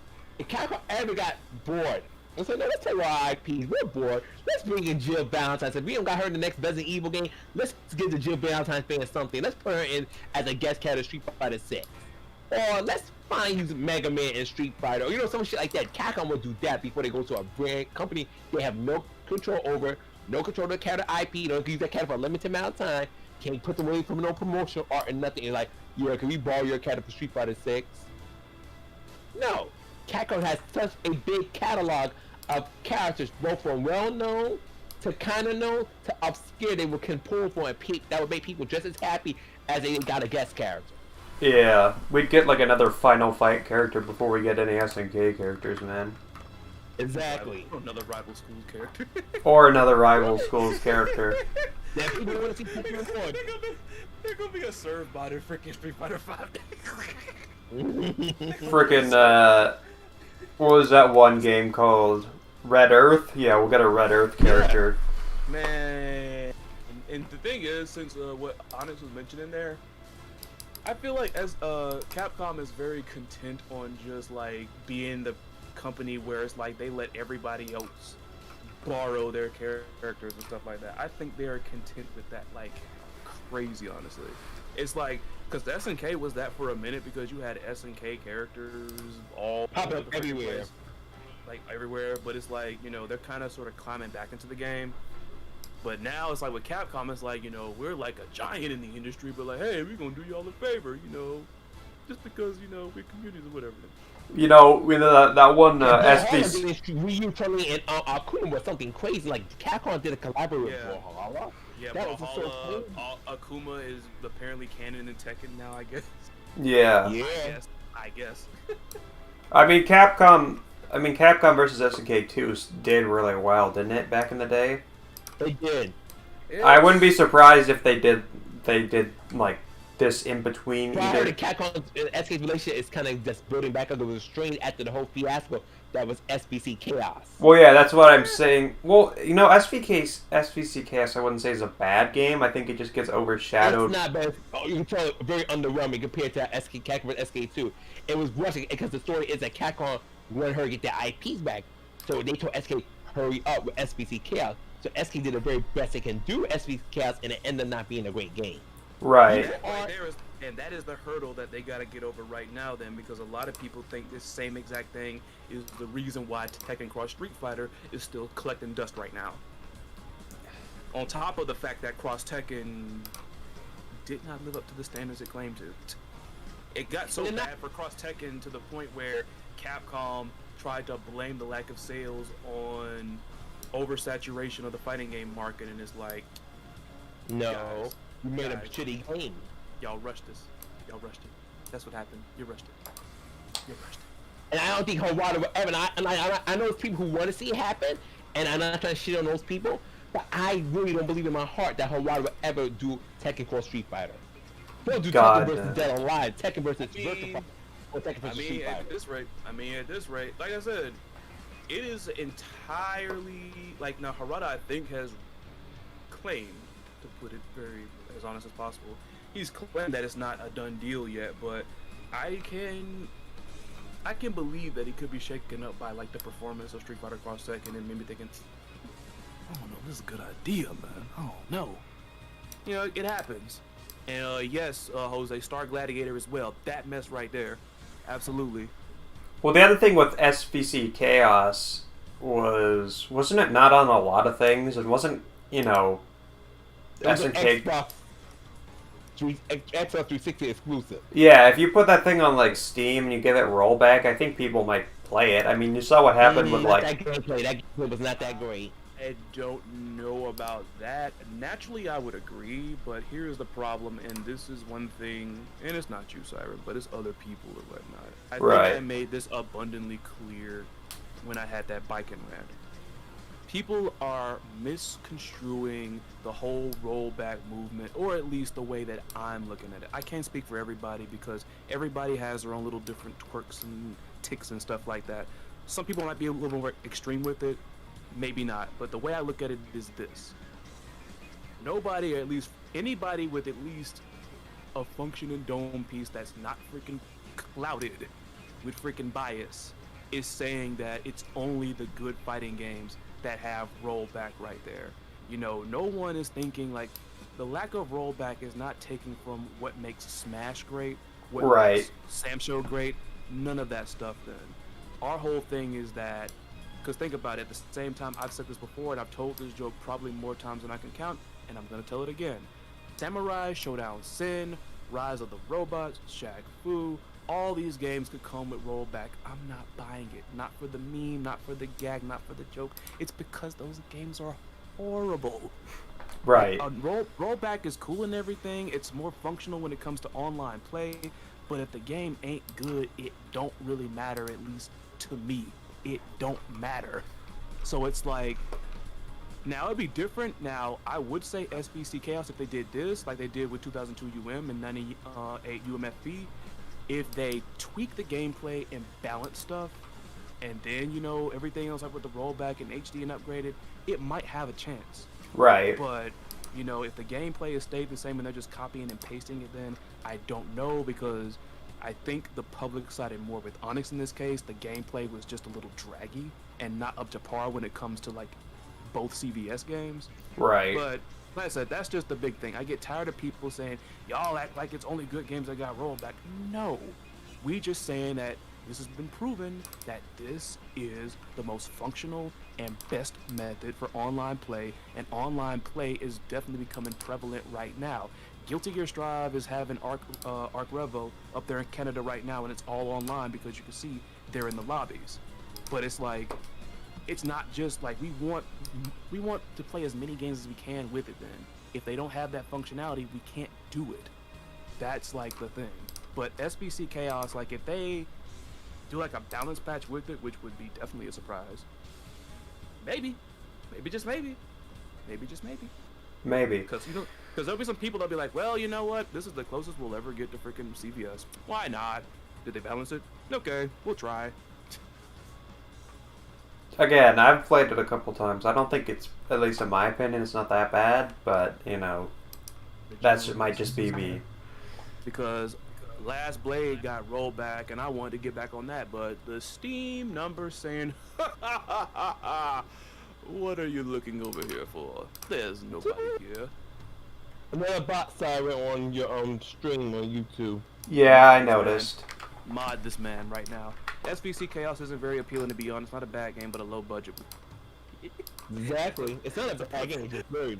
That's a perfect description of it right there. And honestly, I'm saying that I laugh because they should have put that on the back of the box. Okay, fine. I'll bodge you, Onyx. Oh god. Oh god. There you go. You're a moderator now, Onyx. This man this man Onyx just picking them out. Buy here.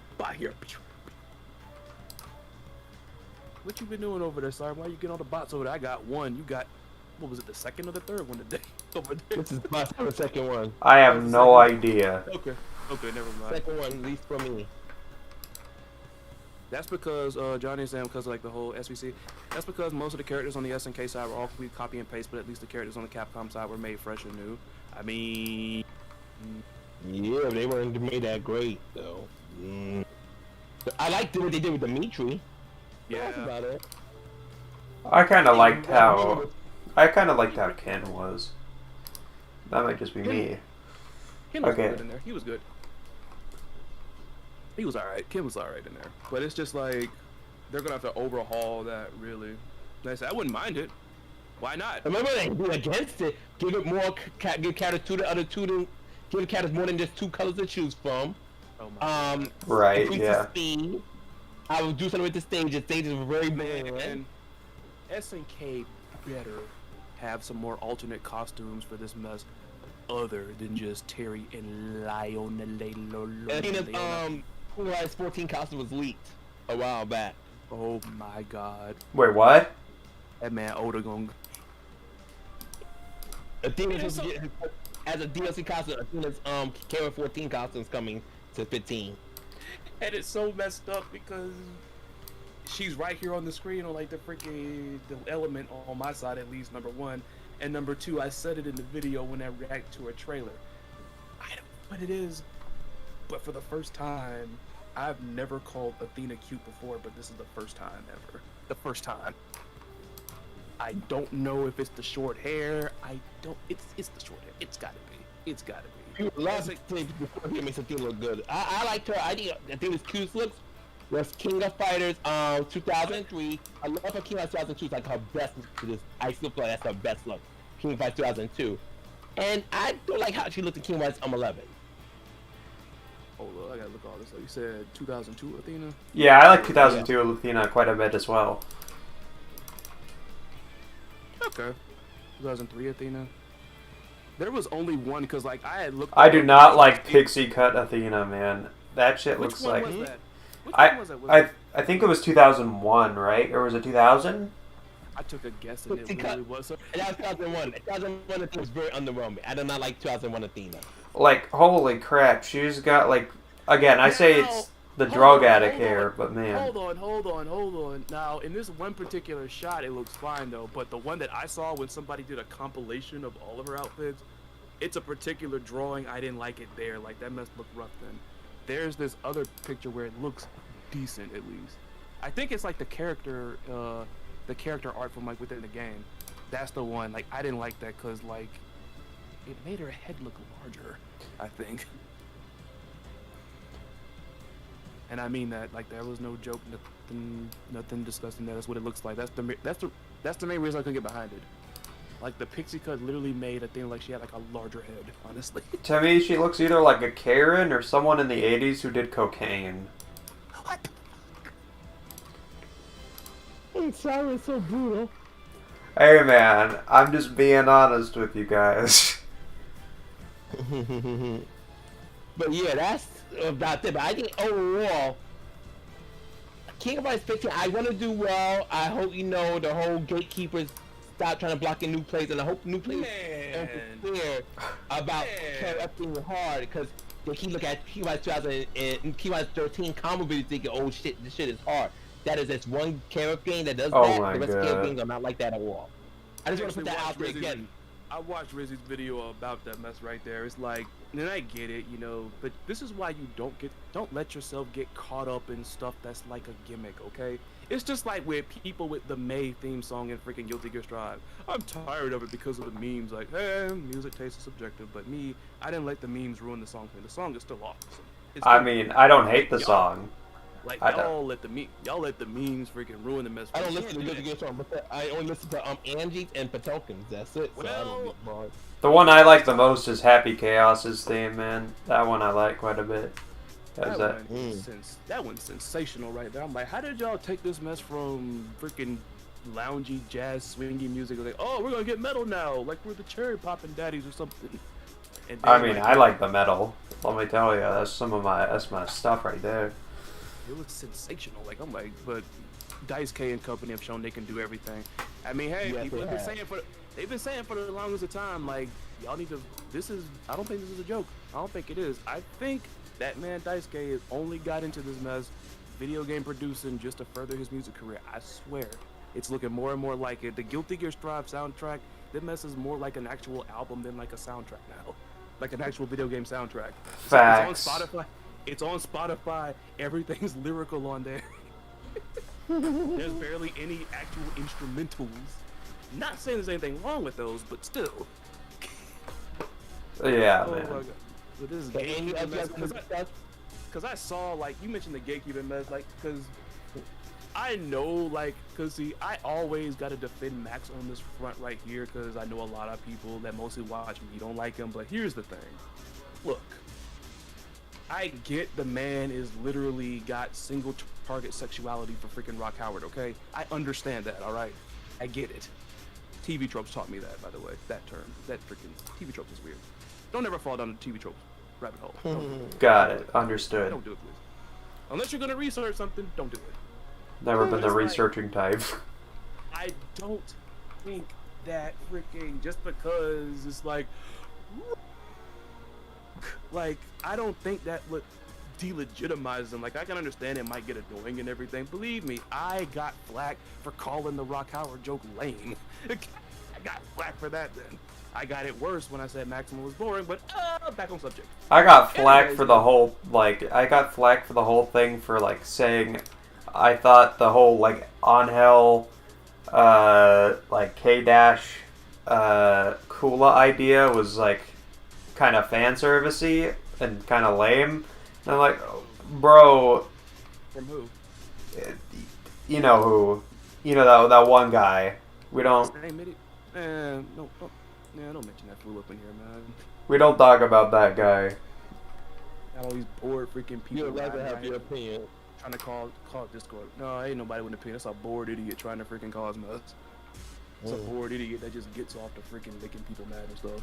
This man don't know nothing about KOF. Oh, so typical person. Those people are down with nothing. Fuck them. Typical person. I find KOF 11 just grunting. To me, worst game of the whole saga. 11. What? My bad. I mean, as a friend, but like, what? Not one I have. Stop. I'm sorry, Johnny. I owe you one for that one. He said 01, my bad. Okay, I was like, what the fuck? Fair enough. Okay, I said 11, like, what? Oh, nah, people are tied to the opinion, but like, you on your island on your own. My bad. Don't get on Johnny like that. I missed All right. on me right there. I was like, damn. Okay, well, forgive Johnny. Nah, I owe you one, John. I owe you 6. Oh god. But they May in the Guilty Gear series may be a fan favorite, but the reality is that she's just a minor character. Many acts are just a common crew member. I mean, people. Like, I know a lot of people. There's a handful of characters on the freaking Strive roster that were not even in the story. She's one. Faust is another. And now we getting DLC that we know weren't in there then. Like, now we got 2, like, if Gold Lewis and freaking Happy Chaos were on the main roster, this would have definitely been a story-based roster. Speaking of story-based rosters, that's what I'm coming to the conclusion of with 15. That's what I think too. Roster. Yes. Look, it's really no joke characters. There's no characters who, like, you would consider them like, I don't like the roster. I do feel like, like Ramon, Dinosaur to a lesser extent, Joe, Andy. I would even go say, because my whole thing, if they were gonna do Agent Team, I'm sorry, I like Luong. I wanted Luong in the game, but I would have did it as Blue Mary, Vanessa, and Ramon. Just as an example, I would have brought that Joe back again. Especially when I would have just kept Team Mexico as Team Mexico. I feel like Angel should develop it more with, Ramon and Dinosaur. Yeah, but Man, I know why they couldn't do it, but I'm just saying. what was that? That was the gate thingy to keep the dog out. Well, hold on. Here. This man got servers back there. Here, give her to me. Alright. But I think we know why. I feel almost like all those switches with Angel in them, it was all centered around one person. It was all centered around Cronin, really. Like, Oh, you gotta go to town. They were trying to make the rest make sense without making it seem like... I don't know. Yeah, we totally didn't do this because, that guy we told you, he's back. He's back. Speaking of Athena, what's your favorite theme? My favorite one is the Christmas theme from 14. 13. Okay. 13 song. 13. I'm sorry. The freaking piano song, that freaking piano just goes ham in freaking 13. I like the special thing Athena had at King Prize 11. That's one of my favorite ones. Oh, that's a banger too, right there. Okay, hold See, on. this, like I said it before. Soundtrack, staging, and the freaking attack effects were the untouchable things about KOF 13. 13 was not an untouchable game by any sight that matters. That mess had some of the oogliest sprites ever, shoot. I'll take the freaking 15 mess over freaking 13. And I got a bias because 13 made all my characters look bad. That's why. Yeah. Okay. Anyway, I gotta get ready to bounce. I gotta try to stream with my friends Damien and Suki. So, anything else you guys want to discuss before I go? I don't know. My dog maybe want to say something. Here, hold on. You want to say something to the stream? No? Okay. I heard what he said. I heard what he said right there, and it translates to put Zarina in KOF 15. That's what he said. Yeah, that's what he said, yeah. Okay. Shoot. So cute. I miss having a dog myself. I'm so busy nowadays. Yeah. And after having from out of broken proof a year ago, I don't want to have to go through that again 10, 15 years from now. Yeah. Not a year, but 2 years ago. My dog's been dead for 2 years now. Yeah, it was rough for me, man.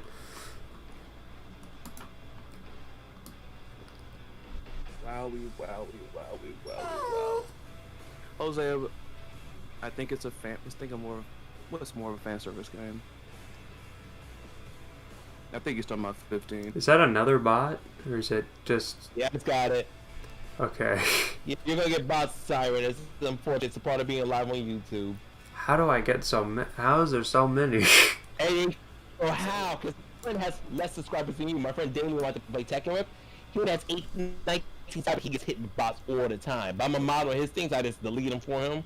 My God. But yeah, this is something you're gonna have to deal with, sadly. Right. Hey, that's what the Manhammer's made for. Bashing these things, and you know more of them will come. But I mean, hey, keep on defending yourself. You get rid of them as they come. That's all you can do. It's like a roach. You see it, just kill it. Yeah.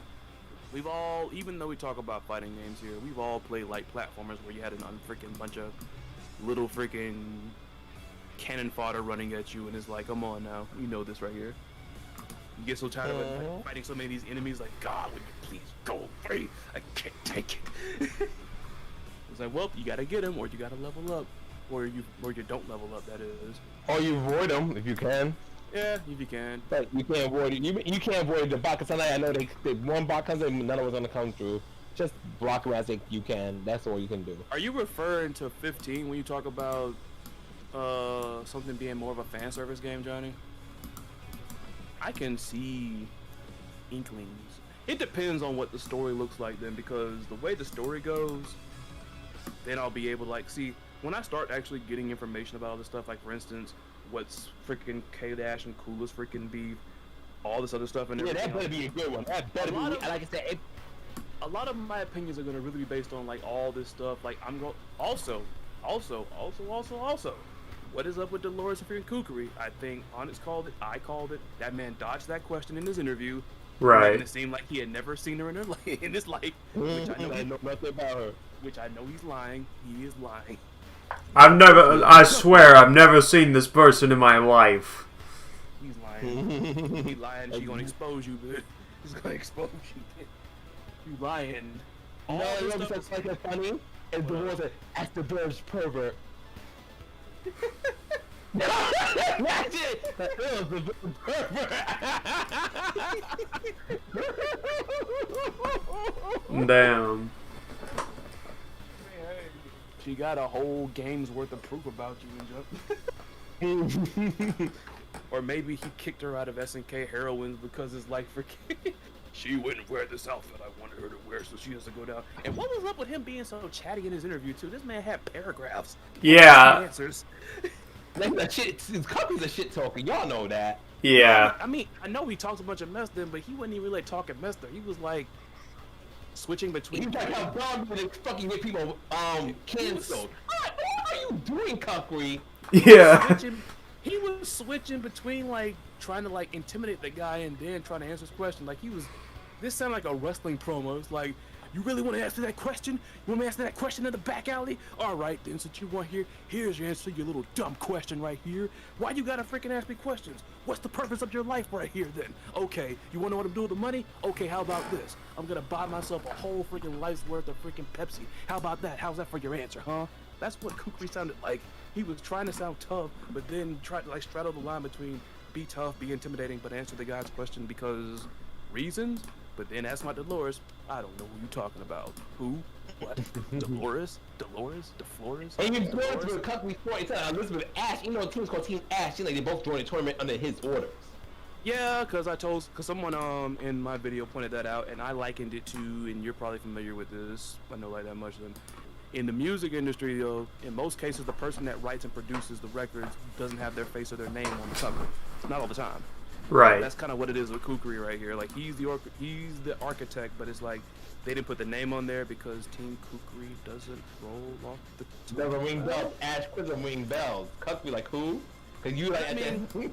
Yeah, come on. People were literally itching. Team Blantage. Yeah, no, I don't know about that. People were itching. No, I think Elizabeth would have kind of worked. Elizabeth is dominant enough where you can see a team being named after her. But Ash is the star of that group. Right, like 11. Ash is the star of that group. Johnny, I'm trying to save it because I haven't dropped that video yet, but he's mentioned it as well. Then again, they hyped it up like it happened. It's true. Don't get me wrong. Characters did return from the grave. Yes, they did. It's not like they're not lying there. It's true. 5 of them are in the game. But it's like, doggone it, man. Come on. Like, I've said it before. The roster's fine, but fine ain't good. When you talk about you're gonna make this mess expectation shattering or whatever. Like, Right.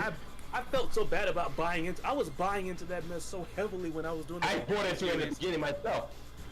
But you know, eventually, like, after seeing the more reveals, like, no, this is not shattering. This is fucking obvious. Like, I bought into it when, like, I was doing the predictions, and now I feel like a bonehead because people were picking at me for talking about a freaking Ash, Cooper, and Elizabeth team. It's in the freaking thumbnail of the freaking video.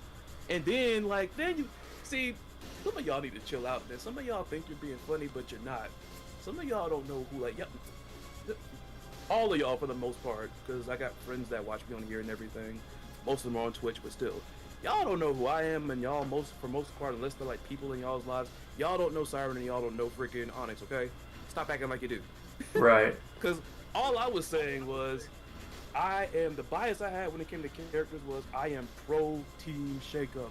Do not, and by the way, you're welcome, all these people that got on my case and Rizzy's case and other people that said this exact same thing in the beginning, calling us doubters and everything. Now look, we were telling y'all we did not want this mess to be 14 with a handful of some new characters or some people that weren't in the previous game and a couple of twisted mechanics. Tweaked a little bit. And now look, most of it is them then. We're gonna have our Terrys, we're gonna have our Rios, we're gonna have our Kios, we're gonna have freaking, let me go to another step lower. My Athena, Penny Maru, freaking props to SNK for the most part, not doing the back-to-back same character DLC thing, for the most part. But anyway, we were talking about this. And now, as far as the character roster, that's what we had. We got 2 new characters. There was one that we knew about. Like, the only way I say, because people talk some, what are you talking about? Team Orochi shattered expectations. I'm like, the only way Team Orochi shattered expectations did you. And people, don't get me wrong, I will give y'all this, because there are people like this. Don't get me wrong, because you and I, honestly, talked about how fighting game stories tend to be on the iffy side. We talked about it before.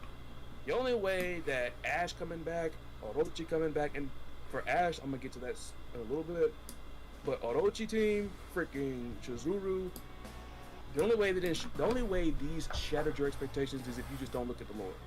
Right.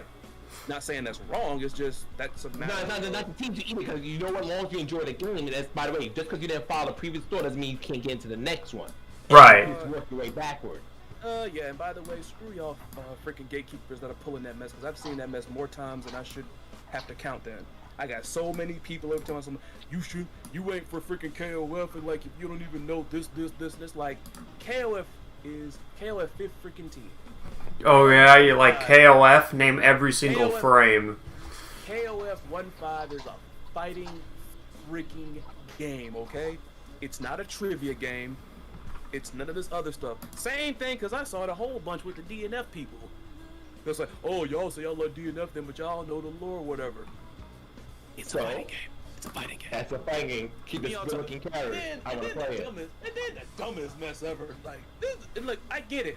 Y'all been down with this series for a hot, long minute, this franchise. I get it, but dang. You got people talking like, no, man, they freaking put the beta on freaking PS4 because, you know, DFO originated on the PC, and that's where the OGs are, and we're going to rule this mess. And it's like, it's 2 different games, okay? Weren't they both on PS4? The betas? I don't know about PS4. I don't know. Was it? It was on PS4. The betas. The betas, the DNF and the KOF 14, 15. No, DFO. the DFO online. The actual game. You got people saying like, because we've been playing DFO since the beginning and everything. It's like we're gonna rule now. It's like it's two different games. I know you know about these characters. I know you know the lore. I know where they originally came from, but it's two different games. Okay, it's the same franchise, but it's two different games. Okay, and unless some of y'all, it was kind of like an RPG. Yeah, so I like that's just it was that mess was in full effect then, because it was like so many times and people are like, oh, you so hyper DNF or whatever, but you don't even know about it. I'm like, I mean, give me a story mode and I'll be willing to learn, because the genre that DFO is not really something I'm into.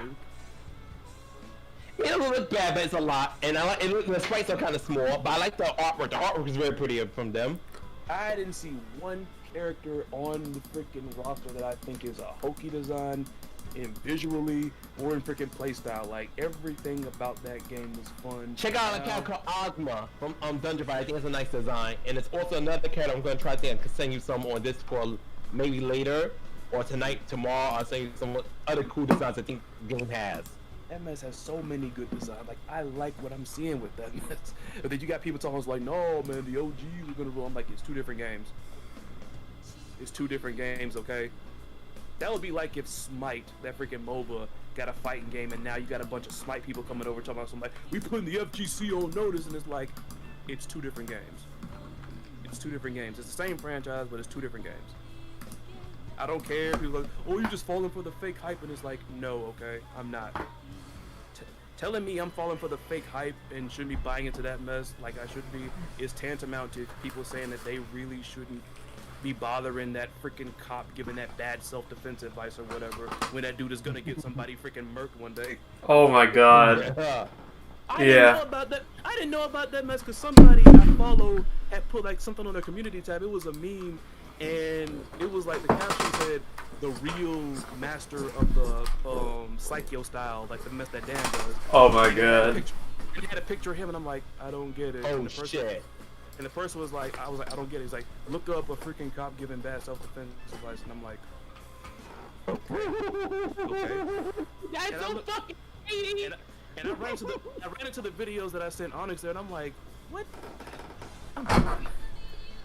Yeah, someone's going to die. I literally left the house and freaking went up street to get lunch after I saw that mess. I'm like, I need a freaking minute. Like, I need to get some air. Oh god, but I hear Onyxe over there prepping up them Tekken hands up there. Yeah, because I'm like, Is it you have to stream this thought. Is it a private session? If you want to join me, Damien and Suki getting your butt kicked, and Damien will taunt you to the end of time. Bro. That's fine. You're more than welcome to join. Bro, So it's not exactly private. So you also coming for Damien. You know what level I play this game at then. Anybody That's right. Oh boy. No, not that. I'm talking about the fact that you want to taunt somebody at that freaking level. That's kind like I know everybody got their little quirks and everything. I don't do that. That's kind of stupid. That's my friend Damien. That's what I'm telling you, Damien. That's what Damien does. Like, That's what I'm saying. You're welcome to join. You never gotta worry about you and my friend. So you're more than welcome to join. But it's more like Damien's gonna taunt. I mean, hey, I'm not gonna sit like I'm the person that's like I'm not gonna freaking sit here and learn by freaking clashing with the jobbers 24/7. It's just me. Even if I know somebody's new or whatnot, I always joke that I can't take anybody that does that seriously unless you tell me you enjoy kicking 2-year-olds in the head. Cause that's basically what. Hey, Damien. Okay, guys, I'm about to really bounce here and start the stream. We're gonna finish. I can finish this with you guys next time. Let me know, Siren, in advance when you guys want to start again. Okay. I gotta start the stream with Damien now. Yeah. Okay, peace out, guys. Love you guys. Thank you so much for having me. Alright, thanks. Yeah, I'll be watching probably because like I gotta make sure I gotta edit some stuff and everything. So I might just edit. No problem. I know y'all gonna be podcasting. Like, then again, maybe I don't know. I'm on the fence.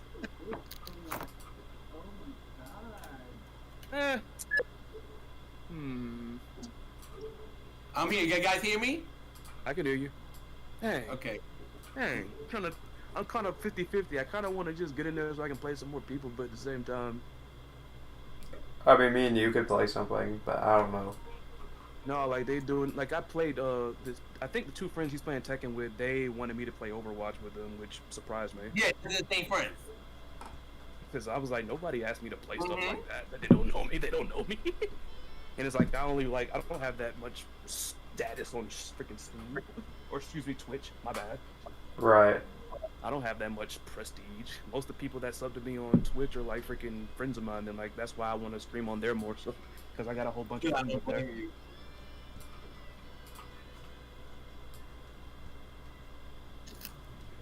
Okay, guys, I'll catch you guys later.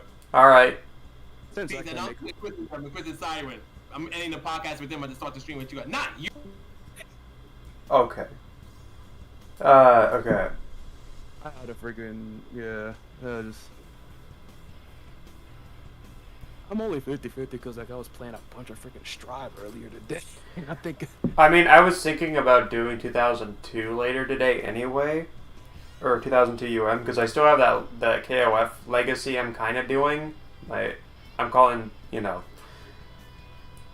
KOF legacy where I don't have all the KOF games, but I'm just kind of going with it. Select them as you go, as a. Oh, and there's this other thing I wanted to try with you, because I wanted to see if I could do like Parsec or something and see if that would work. Heard about that. I need to hurry up and get it then, because isn't that what people are using for 11? Yeah. No, that's Yeah. Flycast. They're using Flycast for 11. But you could use like Parsec with like 13 and it would probably do good online. What are y'all talking about over here? Because I'm gonna get to a couple more chats, and I'm just gonna watch Onyxe stream. And I gotta edit some stuff then, because I got asked to. Alright. Plus, I played a bunch of fighting games all day today. I don't want to freaking be on fighting game burnout. Right. People think I play all day. It's like, nah, I don't. The only time I play all day is if I'm just labbing or learning a game for the first time. Plus, we're on the lookout to see if Biking's gonna get like revealed this weekend, because I want to start this new series on Twitch, and it's gonna continue with KOF 15 called "Nobody Plays This Character." Ah. In air quotes, because we gonna learn. On I'm not saying YouTube. it's I want to become the KOF 15 equivalent of Desk from Street Fighter 5. The guy who makes like those. You're gonna have to freaking go crazy then. That man Desk is on some freaking extraterrestrial type of mess. Yeah, I'm gonna have to learn They this say- game I'm harder. not saying it's a bad thing, but the first thing I thought about Team Cronin was that it was a gift to all the Fightcade, KOF 02 Magic Plus players. Oh yeah. Though I hope one day SNK actually, like, somebody needs to ask them, why'd y'all do this for 20 years? It makes no sense. It makes no sense. For shits and giggles, I don't know. I meant to say this earlier, honestly, but like, seeing the way he looked and everything, K49 that is, and then seeing that he actually happened to have a following, I mean, he's a character that you could totally pull some type of controversy ruse for that would definitely have people talking for years. Right. Well, here we are. I mean, you know. But I know it seems a little bit short here, but that's because I got here late. I know Siren and Onyxe talked a little bit there, so if you want to see listen to the full version of this podcast there, you gotta go to Siren's channel. Give him some love, because the bots are going over there and freaking bot apocalypsing him for some reason, which I don't know. Oh, also, I'm not a huge fan of self-promotion, but I am also, you might want to check me out. Oh, God. Sorry. You might want to check me out on Twitch as well, because I'm doing a KOF legacy. I might be doing it on Twitch after this soon. But I've already done 98 and 2000, like, vanilla. So if y'all want to see me do 2002 UM, then you might want to check me out on Twitch. And also always check out Chris on Twitch if you haven't already. He streams if you've been there, some interesting stuff. It's variety stuff. And I'm just doing it because, like, I'm not ball. You know, I like fighting games, but, like, there's a bunch of other stuff, and seeing my friends are on there. Not a lot of people that are my friends on there like fighting games, so that's what got me into this other stuff there. And I had to give a stern talking to one of my mods because they banned Johnny, and I told them to leave Johnny alone, but we took care of it though. Because I'm still new to it, because apparently there's a pattern when it comes to bots on this freaking platform, which I kind of see it, but it doesn't really consistently, like, go across the board. Like some people who might not have a profile or whatever, and they might have a subscriber, follower or two. Usually it's just people that just sit around and they just watch. Let them watch.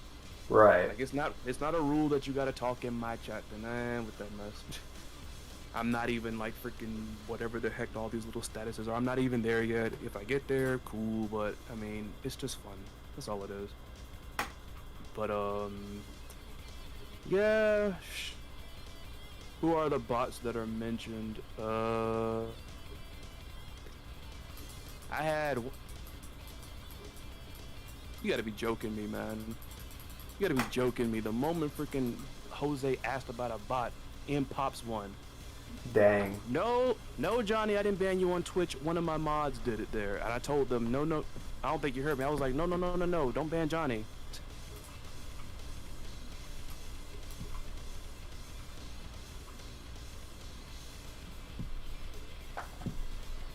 Jose, I'm a little sus of you now. Then the moment you said who were the bots that were mentioned, another one popped up.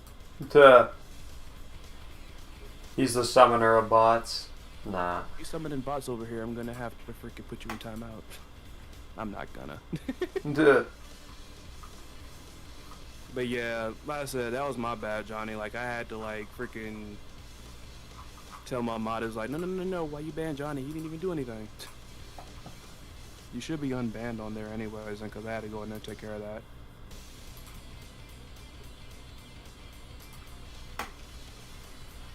I thought like Twitch had something where it's like you put like everybody that's safe like in a list or something. Then I don't know. I trusted them because like they've been on this platform longer than I have. But like I said, I got your back, Johnny. I know you were you, so like I don't know if I heard you. I was like, no, don't ban Johnny. Johnny's good people. Leave him there. Jose says, I ain't no bot, swear on my soul. Okay. I'm just saying, the moment you both saw it. Don't copyright me, YouTube. Okay, hold on. You both saw it, then the moment freaking Jose asked about when another one popped up. I'm gonna leave you alone. You good. No, like when he asked who are the bots, that's when the other one I just deleted the message of popped up. Matter of fact, hold up. Matter of fact.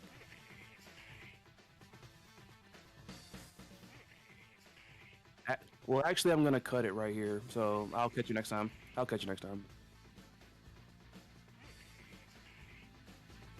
Cool. All right. See ya, everybody. Yep. That's it. Check out KOF Legacy, man. He's doing it right now. Yep. All right, y'all. And everyone on my side, make sure to check out Chris's channel. He puts out some really good stuff. And check out his Twitch if you like watching fighting games or Overwatch or like visual novels or something. He's always on top of that stuff. If you get scared of weird stuff, do not watch the stream when I play that Journey to the whatever the heck that mesmeric means. I have never done drugs in my life, but I'm like, am I on something playing this? Like seriously? Am I high? Like what's this? Okay. Well, I gotta go. I know. My roommate left I know. pot of boiling water, and he left the house. So I'll be right back. I won't be back. I'll see y'all in a bit, maybe. On my side, on Twitch. Anyway. All right. Thank you all for joining us. I will see y'all in the next one. I'm Siren Richardson. This is Chris Lotus, and I'll see you next time.